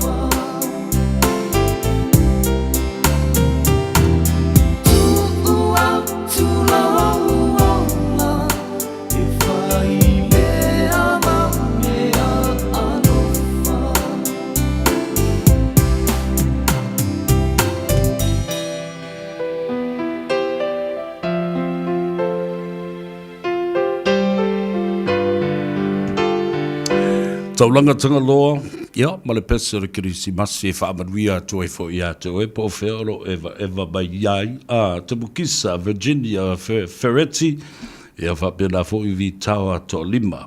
Whatalo whatu lo tua whine a whai u, ia whape fo le isu. Leu so ia Makuisa, tua whine a seu, ma le whanau, whamoe moe lo moa so tau kirisi masi fia male manuia. Ja, of voor de toestel fo, tato velo i fo i fese kako pa umu, maar kako size 2. Fatalo fatu i le fionga mulianga tele, tasi tuli o pupu Joe. Ja, fa per fo i le fale tua i moli ma le no falo, ja ma le aingari i nai i fo Hunua Falls. Ja. Fatalo fatu mo biali Christmas i lo fionga fafte telefo i lo wanga le lei. Ja, ma le langolango sua fo i le ngā ruenga. Whatalo whatu le tātou nuu i Avondale. Te lainga la te moenga, whapea fo i le tausi a toe, ma le no whaalo, ma le ainga rii. Na iu tau mātua fo i a tua sā, ma le tinao le hainga. O uso ma tua whawhine. Ja, me se fo i le tātou nuu o li i Avondale. Ria tele lava le kirismasi ma le tausanga fo. Tele lava fo i le whasogo ina i le pisi ngā ruenga. Ja, ai mo lava le taimi tātou te wheilo i ai. Ana mea siri lo mo foi lo tu soifua le lei, lau le lei, mangalo wenga le lei sa whaatino le nei vai aso. Ja, ma le tausanga a toa, whatalo whatu le tātou nuu i le tulimanu i New Zealand.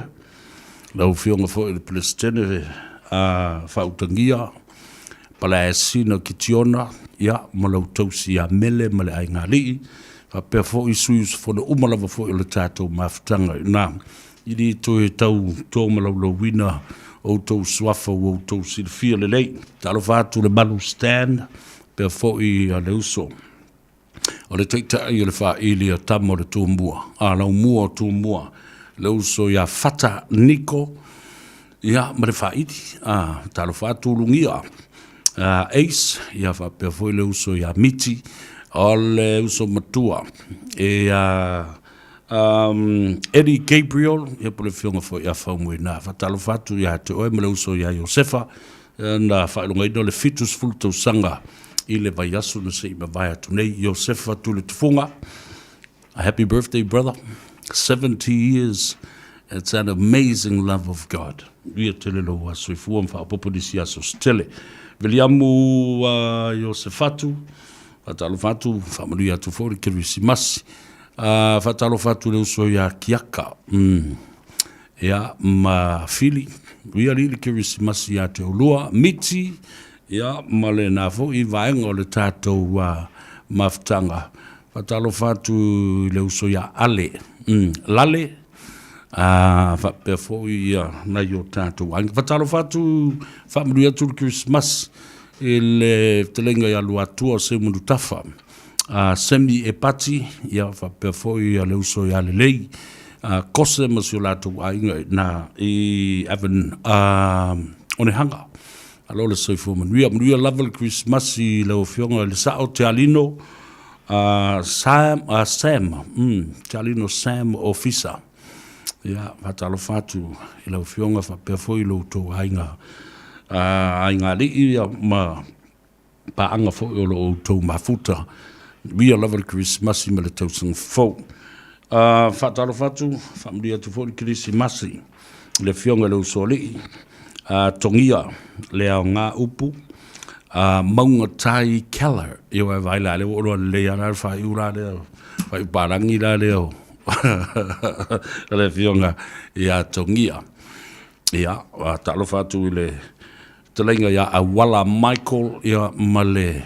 siana mana mea ya niu ya ma le no falo mo si to fo ya inga le tina ya le tu atalo fatu tato por clambe na i Mangry Bridge alole so fu mria after fo ile mafuta mai era unanga le tu le so te ale titi le tu la lua fa mo moi o mria o mo la Christmas awa o le mele i nei o le mkwa alua i lunga le ki o le air condition o le matua i vevela lava masalo le lufuluiva le lufuluiva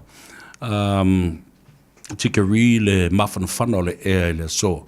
O le awha pena fo i le aso tai au. Ma le tele lava o aso le nei mai aso. Tātou a inga i nā i Amerika, Hawaii, so se stete o Amerika lo whanongolongo mai ai. A talo whatu mwhaamni atu le Christmas i lau whionga le ota. Te vui Patrick, malo lava le soifua manuia.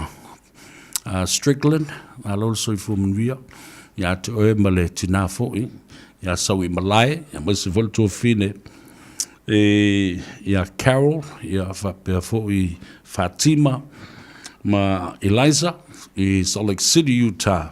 O tātou ainga uma i Salt Lake, talo whātou tātou Proclame, Tacoma, Seattle, Washington, alola soifua manuia. Ria fo'i le Christmas, ma le tausinga fo'i a te utou, o le teimi lane nei. O le mea lane wewe me ua suila u, ua suila of. Ongo ua whaisi ve vela kele. Au le teimi le nei Amerika. Ua matua i papa e umalunga o maunga fo'i le le, bese a tu maunga ia. Vaenga le ia Seattle, whasaloa tuilunga i Oregon, Malwatu e Salt Lake City, Utah. O le mātango fia wa silisila iai. Pese a lia fo'i le li o e maunga. Ai pae atoa ia lunga o tumutumu o maunga ia. Mana ia le matamata wale taimile nei o le tau malulu. It is winter time in the United States of America and other places of Europe around the world. Yeah. Alusia o mafan whanau tau. Yeah. Mawhapena fo'i o na pui mai le tele fo'i o mea nei e oso tele teimi nei Amerika. Mese le vaenga leo Texas ma Mexico. O mea o meo asiusio. Typhoon. Mai aso na se iba vaentu nei.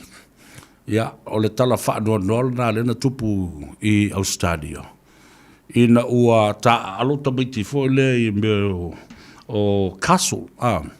Ia fo ia le masani o na pamu i ona. O le bela al whaanawirawe na tūra. I masalo sa auto whaafunga i telefou le nawa yaso. Na matua saua le matangi si i atoa le bouncy castle na. Ia masalo po le 5 kilomita i lunga, le mita le mawalunga. Ai ato i le situ. Ia ato i titi maua se furu o tamaiti sa i lunga o le bouncy castle na. Ia le lopo ai atua ia.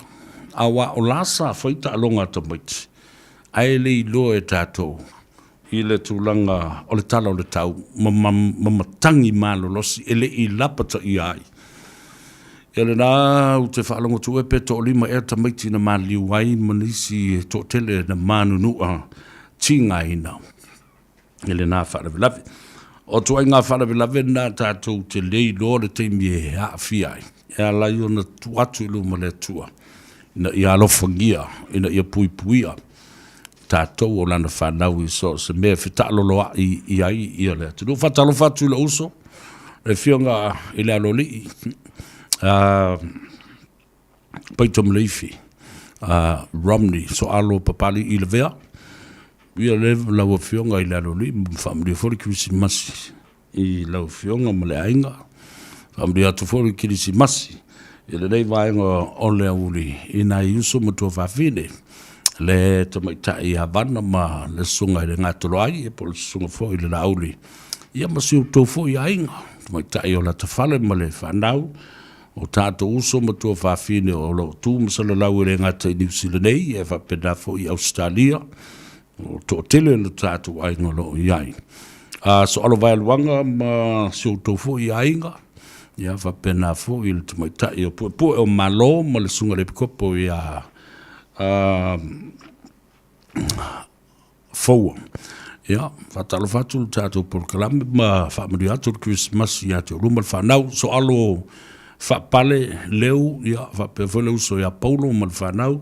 Ia, wia tere lewa le Christmas. Le whionga taula papa, so alo lalo kawa, ia matoe aso. Whatalo whatu tātou Proclame. Merry Christmas to you and the family.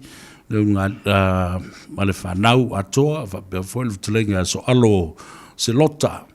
Ia, ma so lātou fo i ainga. Nuia tere lewa le Christmas to tele o tātou ainga lo ua anga i atu i Ausitalia Mawai ia lo whaia pēr le tautua ai tau malele i o tātou ainga i Samoa o le mea sili le nā ona tā ua i le langona ia mōsi o si iai pēr o tātou ainga o le ainga masani i whai wharawelave wa lewa no tō tālu ngā whale matua whale i me whai o le tātou ainga ma o le talitonunga fōle nā i le tātou tō nā i le vasana sa i mawai atu nei e whapena fōi o le murumuri ta i eisi ainga o ni whātai ta inga le lei e to e wha mao popo ba iai o tātou ainga tō tele ma to e whātu langa le lei ina ia mao popo ma maua le whēra whani i so se teimi e le ila se whāna ve lave fo i lea e tū ngā pe whaingatā na whai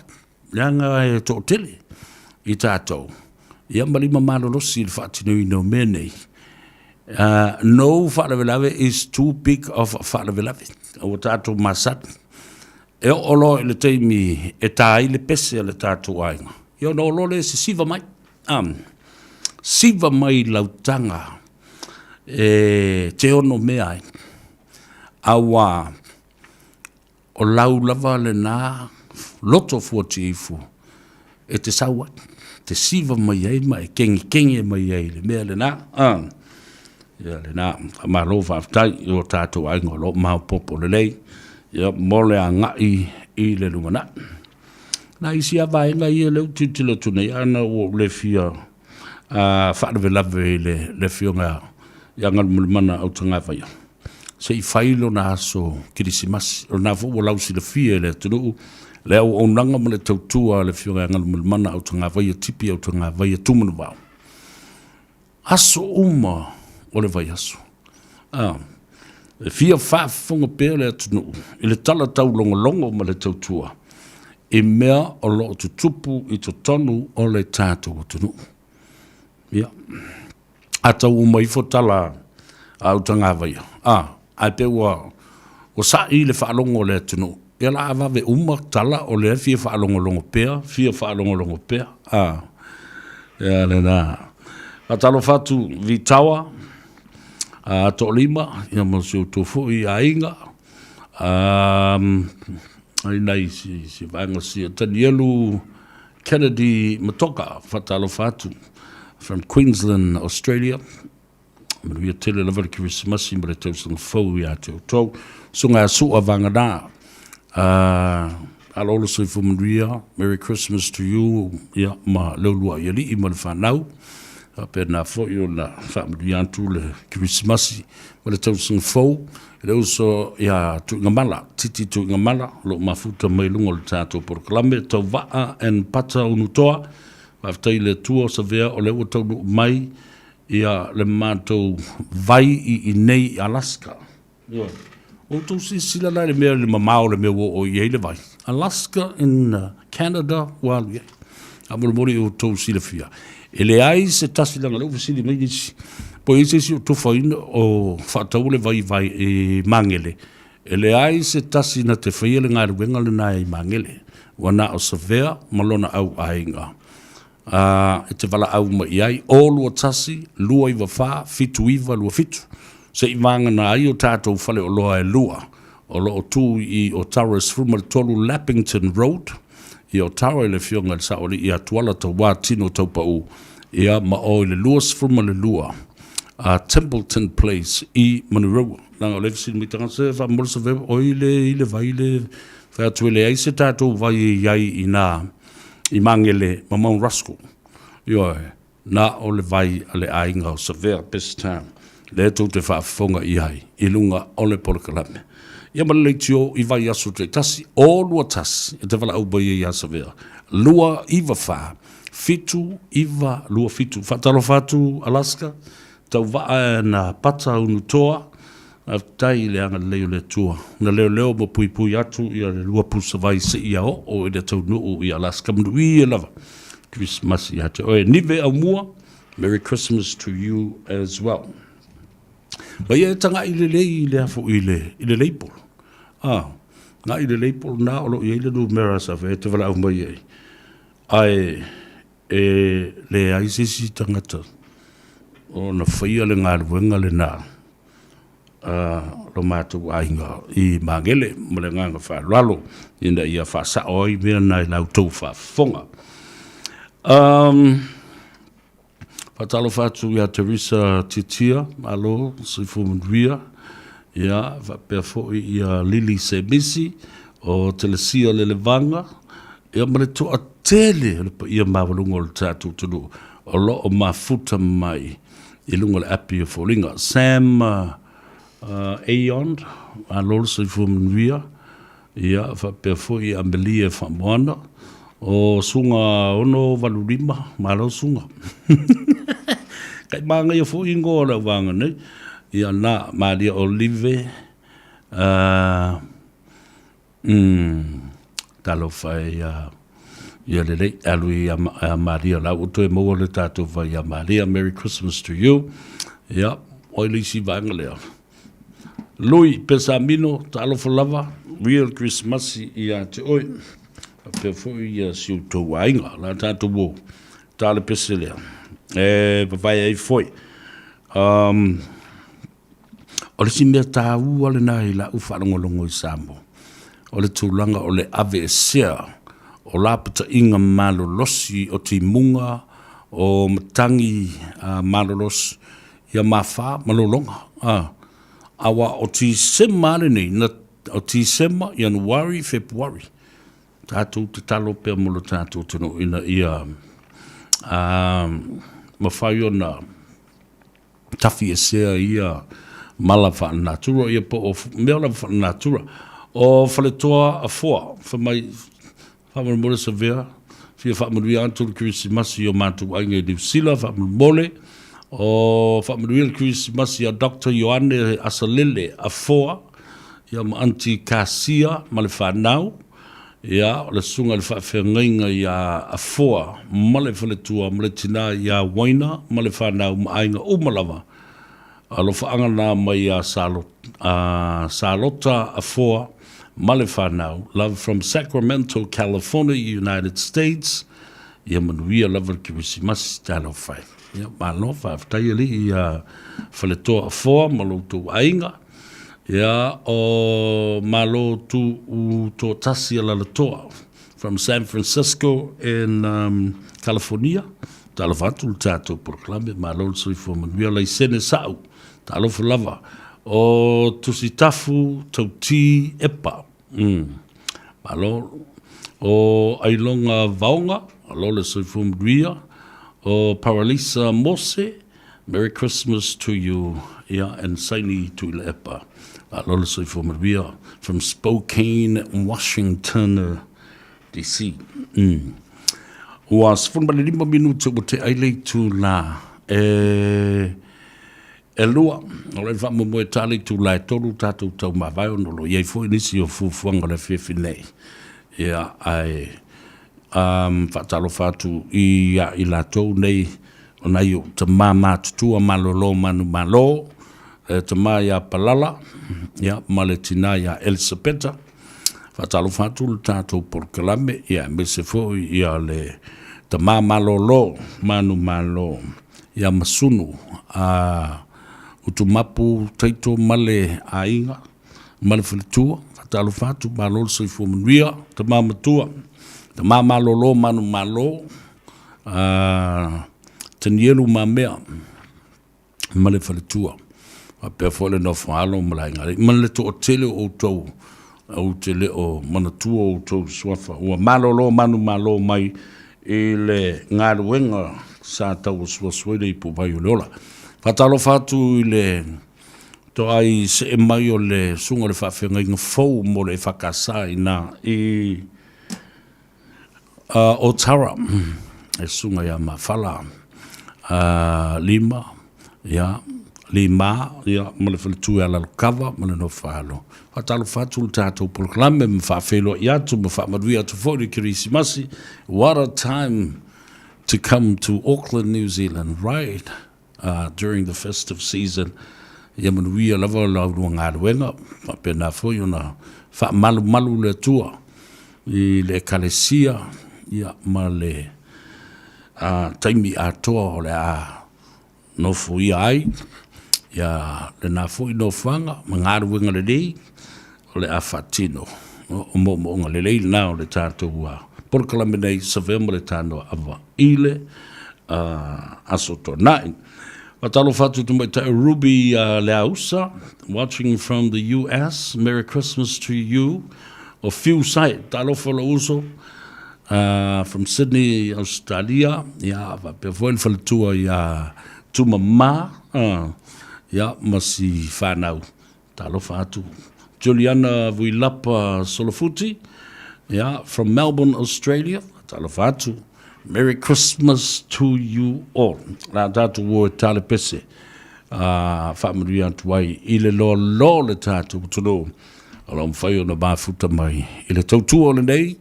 Sa veo mo le tano ava. Ile a soto anai. E te mawai. Le sao. Aongi. Ngā re a kamara fifia. The late Mailo Ben Vai. Whaafifia mo oem whaamaria tuari Kirismasi, whaamaria tuai fo ili tina matua, ia Polo Feu, Lafi Yandol, ia le sunga e Mailo Willie Yandol, ia whaapea fo ilo tau ainga wa malu. Maria lava le Kirismasi, ia te utau.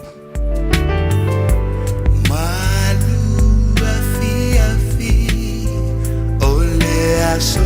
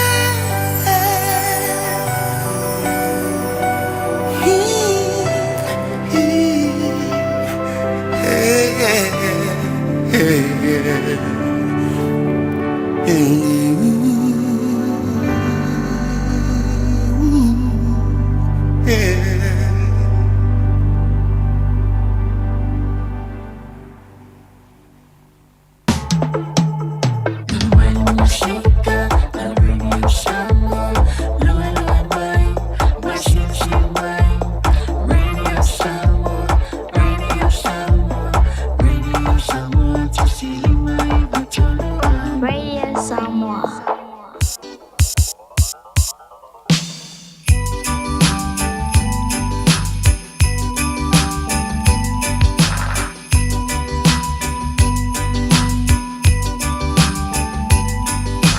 Jingle bells, jingle all the way. Oh, what fun it is to ride on a one-horse open sleigh. Jingle bells, jingle all the way. Oh, what fun it is to ride on a one-horse open sleigh. Dashing through the snow on a one-horse open sleigh. O'er the fields we go, laughing all the way.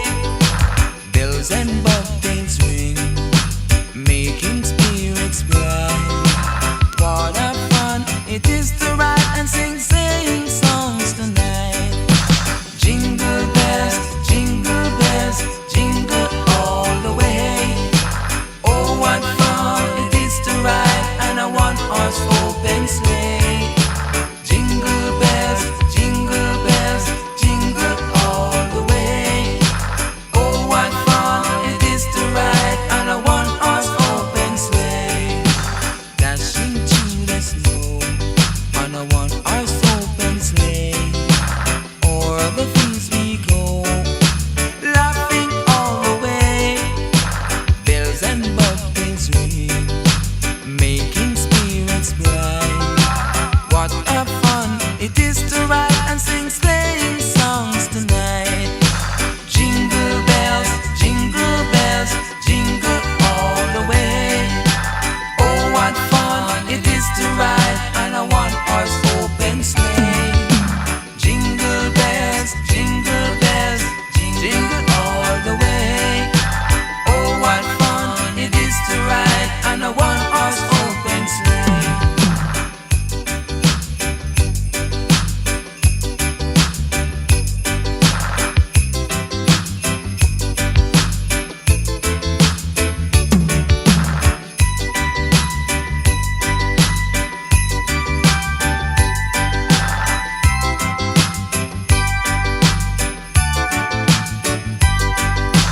Dashing through the snow on a one-horse open sleigh. O'er the fields we go, laughing all the way. Bells and bobtails ring, making spirits bright. What a fun it is to ride and sing sleighing songs tonight. Jingle bells, jingle all the way. Oh, what fun it is to ride on a one-horse open sleigh. Jingle bells, jingle all the way. Oh, what fun it is to ride on a one-horse open sleigh. Jingle bells, jingle all the way. Oh, what fun it is to ride on a one-horse open sleigh. Jingle bells, jingle all the way. Oh, what fun it is to ride on a one-horse open sleigh. Jingle bells, jingle all the way.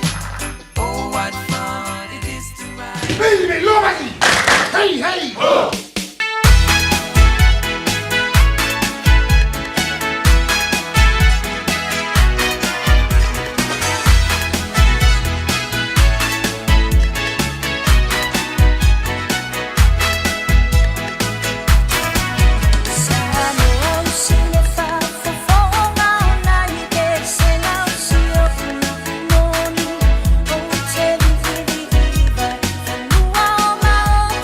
Sophia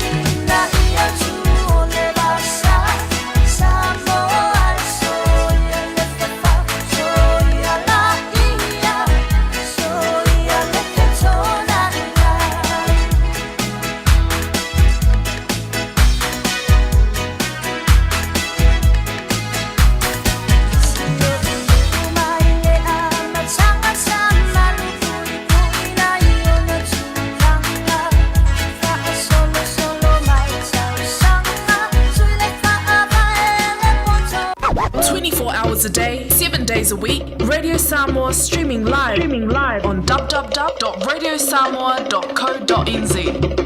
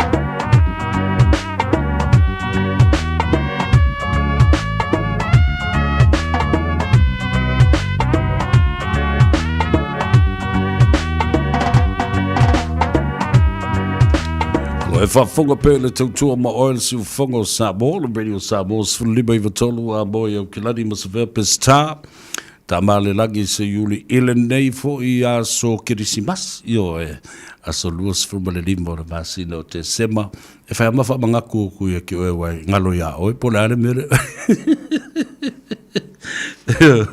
Katalo fatu ile uso ya puna, ia masio latu a inga fo I nai ranui, fa me moia no man biole kirisimasi ia te oe malfiltua mele do faalo, male a inga li. Fatalo fatu lutina ia pili, ina I Calbourne Lane, ia masio na fo I a inga, man wia tele lava kirisimasi ia te oe lutina pili, ia male whanau. Ia sa ia auria le aso ngafua, lango kai au le aso saa, male kirisimasi le ngei. Ia ona momori e tu fo I leo la waifa aftai mole, lango ina fo I o le atina e whatau wha anei a inga. Wia tele lava oe ia male tina whatalo whatul to while ia les, ia male uso fo I a teito maki teo, ia male au unanga fo I sila tau whale o loa, le tui sa bau ha restaurant and takeaway I Mount Rascal Dominion Road. Manuel ile Christmasi male tau sanga fo ia te oe malfiltua. Yeah, vapena fo ia tau fete and Tarrant. Happy holidays from San Francisco in California. Na yo tatu wanga mai nai Torrance County, California. Fatalo fatul tatu por kalame mafa manuia fo ile kirisimasi ia te oe. O le tamai a sau, ia ma Lilieni, ina i San Diego i California. Merry Christmas to you and family. Via lava le Christmasi ma le tausanga fau. A pena fo i le uso matua o le nei ainga le fionga i le ia le ulua i ali i Samuelu Asi Alekana ia ma le ainga li i fa pe fo le tuafine ia fanga ia ma le whanau i le laumua i Wellingtone. O tātou ainga umolo lala mapapa au i Wellingtone. Whatalo whātul tātou por Kalame. Ia ma whaamarui atu le Christmasi ia te utou. Whapena fo i nofoanga umalava. Olo o iai o tātou uso matua whawhine na malanga mai. E le waalele le vāsona se ima vātu nei amatali o lātou fo i konkalate. Ngā lulue ai whaavai teimi.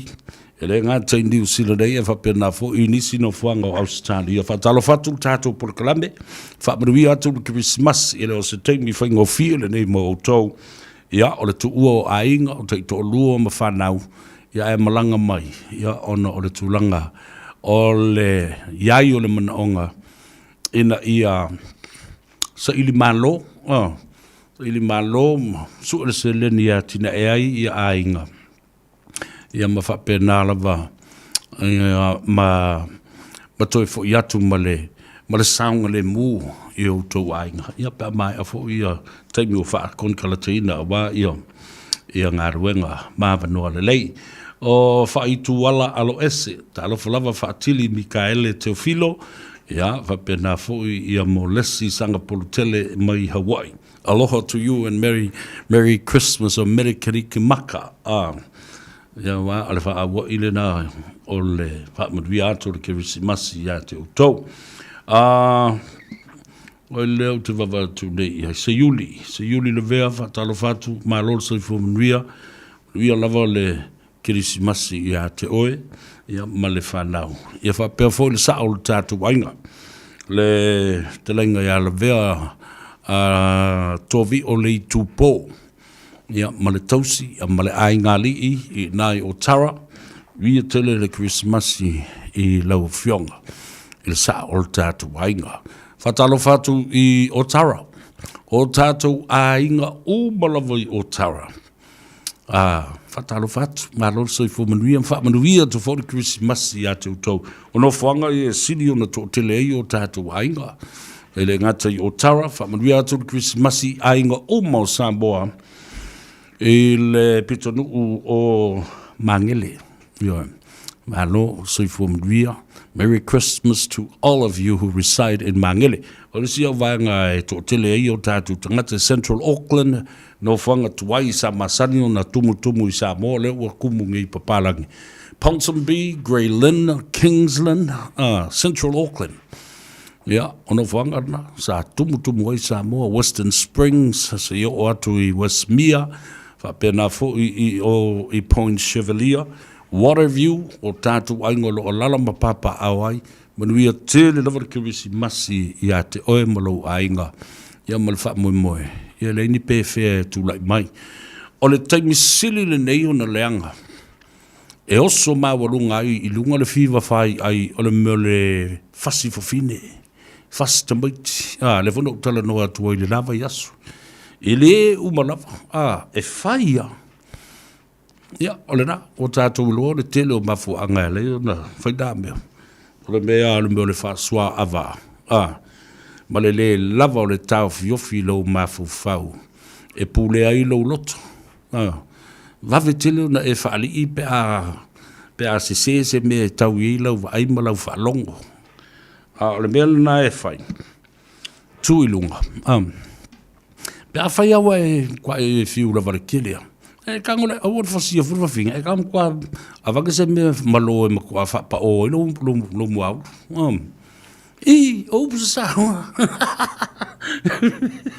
ya ka e la e sa kala silo makwa ngo makalo lo ko lo falai anga pa ile falai ka ngo sko ngo lo muau e ka e mai e ko e poko si piko ma ya wa ai la le ko ko le uru lau kāle ngā whamerikala lo makua i manga ia.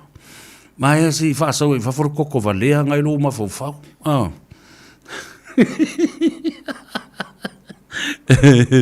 Ai ka le si finge nga do lo ko inga.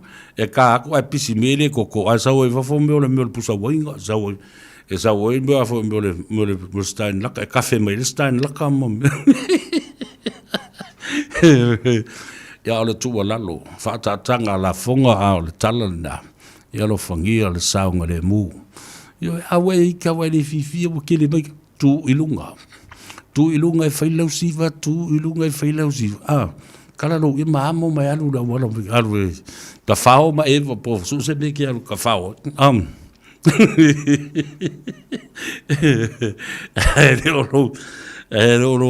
Ro fari e ku forunga. Oh, kai, eu tu fa fonga i Samoa. Ele uma.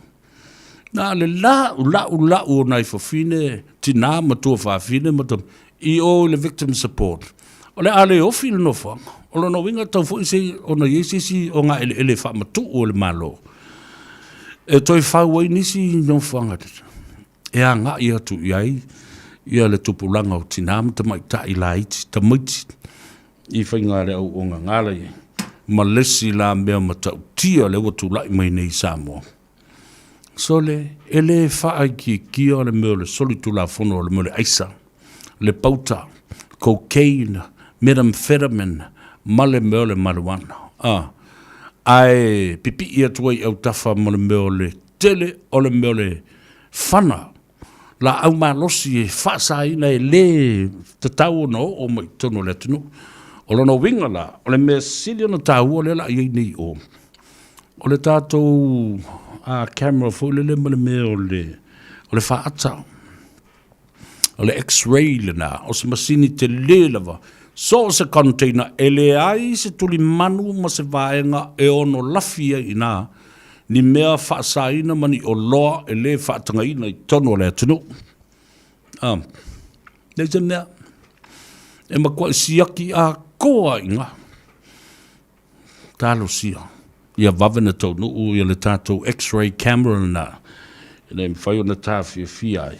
Winga pa a matanga ya ole mela le ai somre cocaine o te falongo tune so le la iti o tanga tolo avatua me tono le tono mai ele to tau avatua fo se me tono le tono o popoto la scientist la ai mai uta I fato anga e kuka le mea manga osi le mea yo to va vai ele ngata o ingredients sakai le mea ya o fa pena fo I meo masini ma meo vaenga ese lo avatu nei e fai ia to nga solinga tula fono ele mana mia le tato tunu ya fatalo fatu te mai ta yo Lily Fenton o fai si umi te lo ingwa pese ingwa fa Afrika o sulimoni o ainga mani le umi o le ingoa. Aloha, Merry Christmas to you.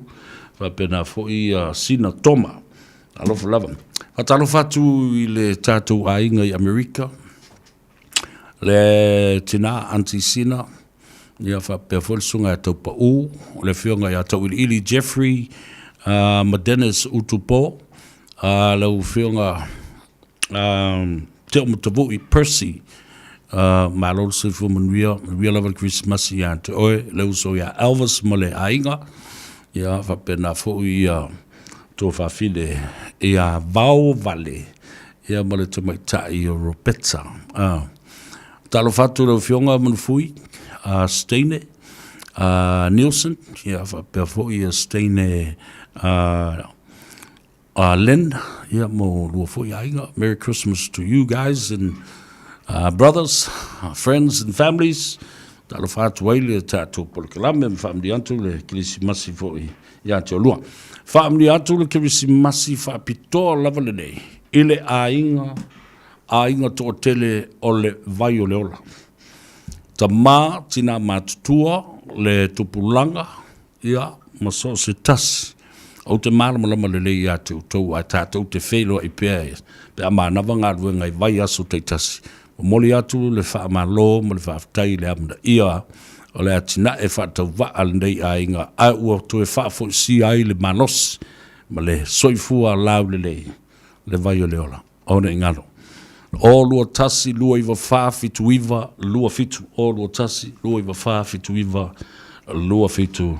Ia, mo le soifua malolo ina mana tua, na o nei lava ma le asua tai au. A nai matala pea fale o loa na o lo iai.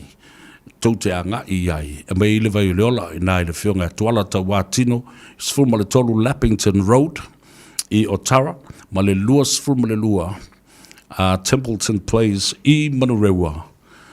Ia masavea, whaato awa noa le lei atu i ate oe, malou maota ile asong fua. Wha mamalu lengi aso kirisi mas, fia ai. Ia e kako foi loku le aso kai au. Ia kako koe amaka le lei lola, ia le ile aso nga fua o lo o mua se i tau lava ile aso. Tawalunga i aso le lei tau sanga. Ia, asto na i foi o le vaso lea. Kusa pea so malolo. Ia kau ke pingi ia whapedei. Nisi o tala mana ia mai Samoa, le mea lofa le malo fau o tu nei. Mana tua e na o le lima lava so malolo i so se tausanga. Pei te iane leo o saundoa le fionga le tumai tai palemia. Le palemia fau filifilia. O le tatu o tunu le fionga Honorable Prime Minister, fia me Naomi, ma taafa whamuina mulinu, o le ai maisi yaso whaau popo e tasi le vai yaso e atoa le iai, le lua vai yaso e malolo ai o lo tutongi pēr tangata whainga ruenga. O ka se na whaamrianga. E oi la ale fifia ma aleluia ma pati patia. O whaiva ia o leo a matona lau saa o le malo fau. Ia. Tātou ai, tātou whaafitai ai le anga le leio le tua. Ia, o mawhai o na whaatino ia, whaamrianga ma sa mai mo le atunu. E tuwhi tau whao la ia. Ioi, tuwhi tau whao. Le anga le leio le tua. Tito Solofuti, talo falava, Pepe Tuituli, hello, lo soi fōmanuia, ta'ala pu o manu, Merry Christmas to you.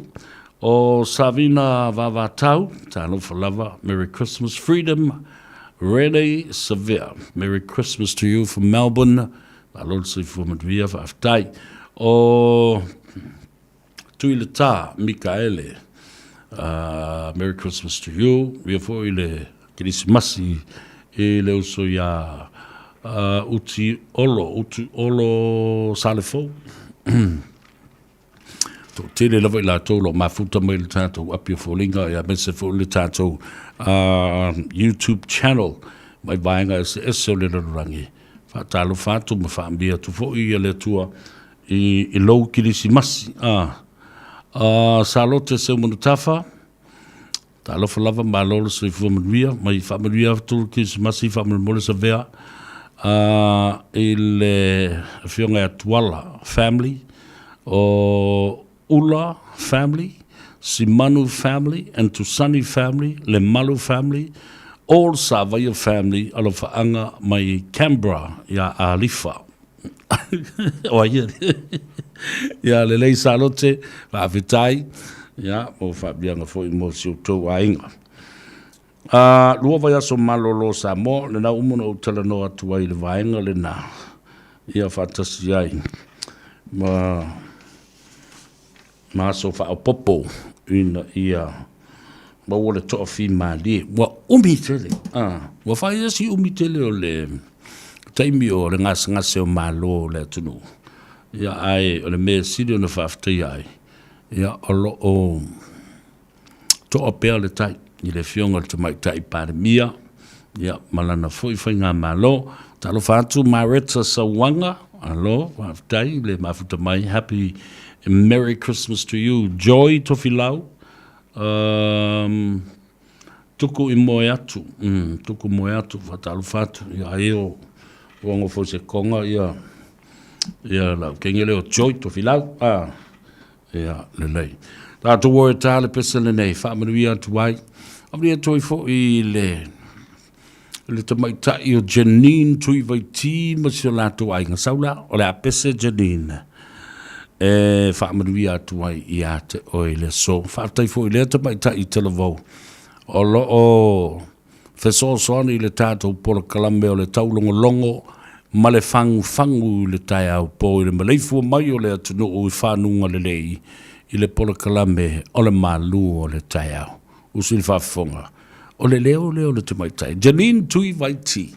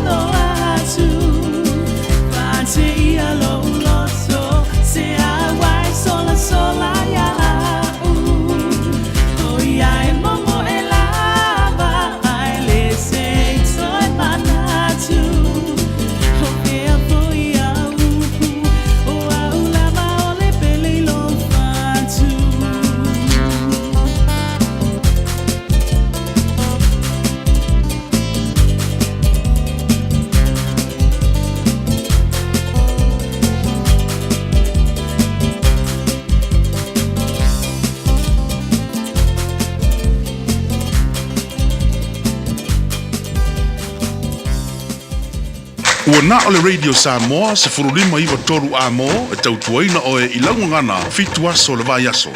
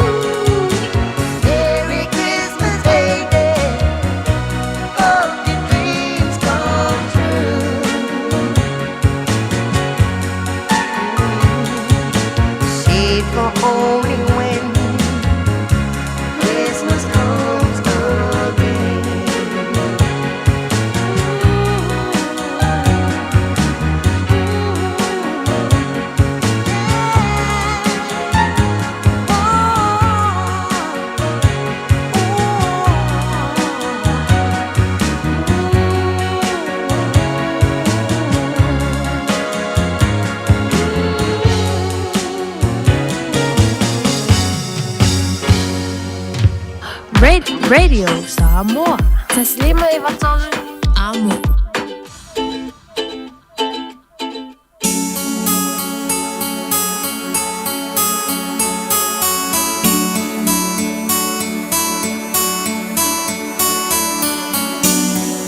Cherish the love we have.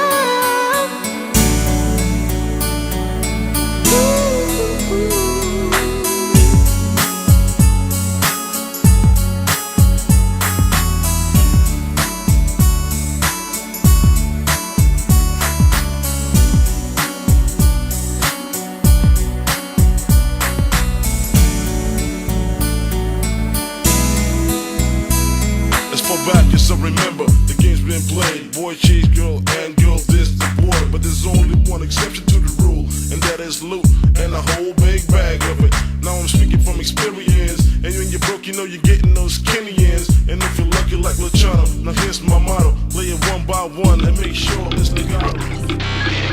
Tasilima ivatolu amo. Radio Samoa. Le nā le tautua mo oe le se ufongo Samoa, le Radio Samoa, sfulima i vatolu a mo iau kilani. E na ua toi tolu minute. Ia o na tālo lea o le tolu. Ia o le tāo le tolu. Ia tātou tau māmai fo i le rei aso. I le lofa mleanga le lei o le tātou tapau siri le langi. Mawala u fia fia. O fia fia foi mo aka aka. O le a uwalue. Ze me fa yu vai. E le whapea ngā rau aka mai i ngā. Ia ai whai i whapea.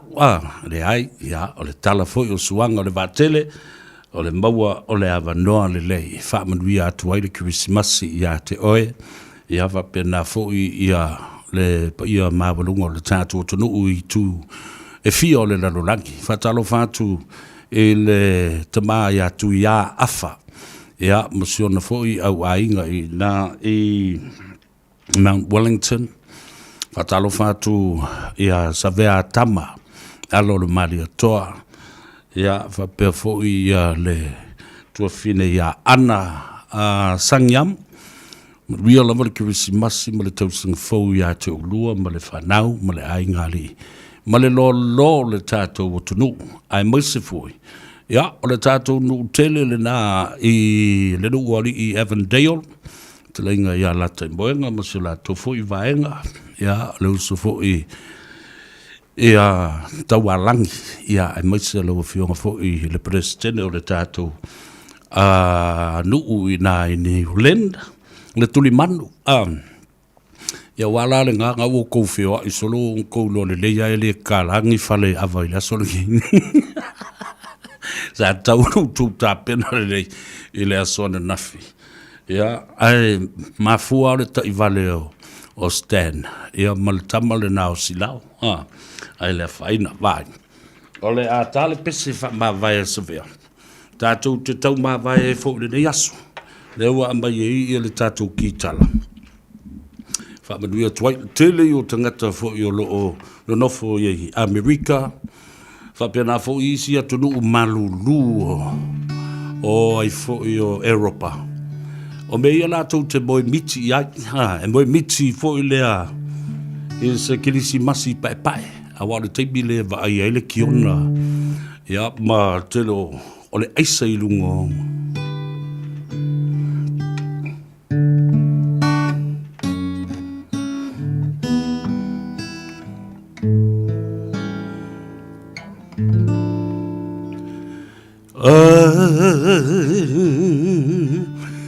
Dreamer of a white Christmas, just like the ones I used to know,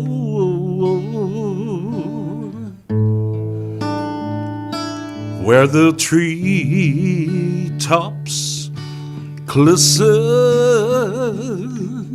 and children listen to hear sleigh bells in the snow.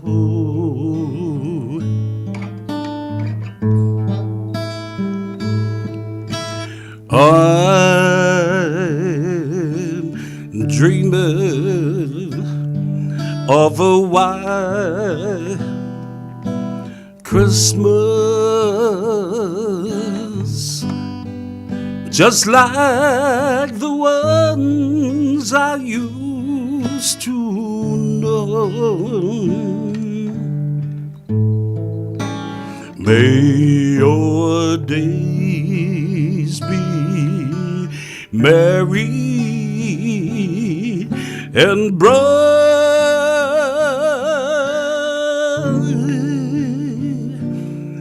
and may all your Christmases be white. May your days be merry and bright,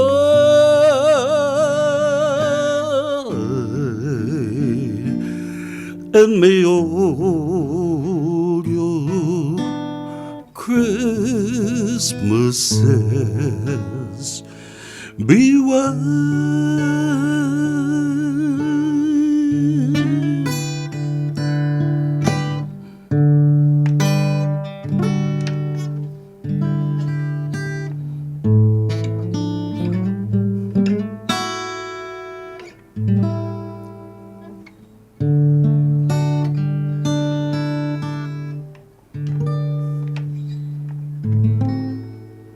Merry Christmas to everyone, to my friends and families, and to the rest of the country, my beloved Samoan fellow men and country. But we are tele Christmas mo le tau sanga fau. Fa mangalo se upu, se leo le ona le rei tau sanga atoa, ya, walanga leo la, ua la lafu ia le tai o ngongo, ena ua mai o fo i o na lau sa saa o la tu whaiva. Ia e tau wha, ia e isi whaiva o manu tabae. A wā o la tau whaiva sa tof si ai le li tai. Ia anga le leile atua, te yatu lau tau soifua, i se tausang fau fia ma le manuia.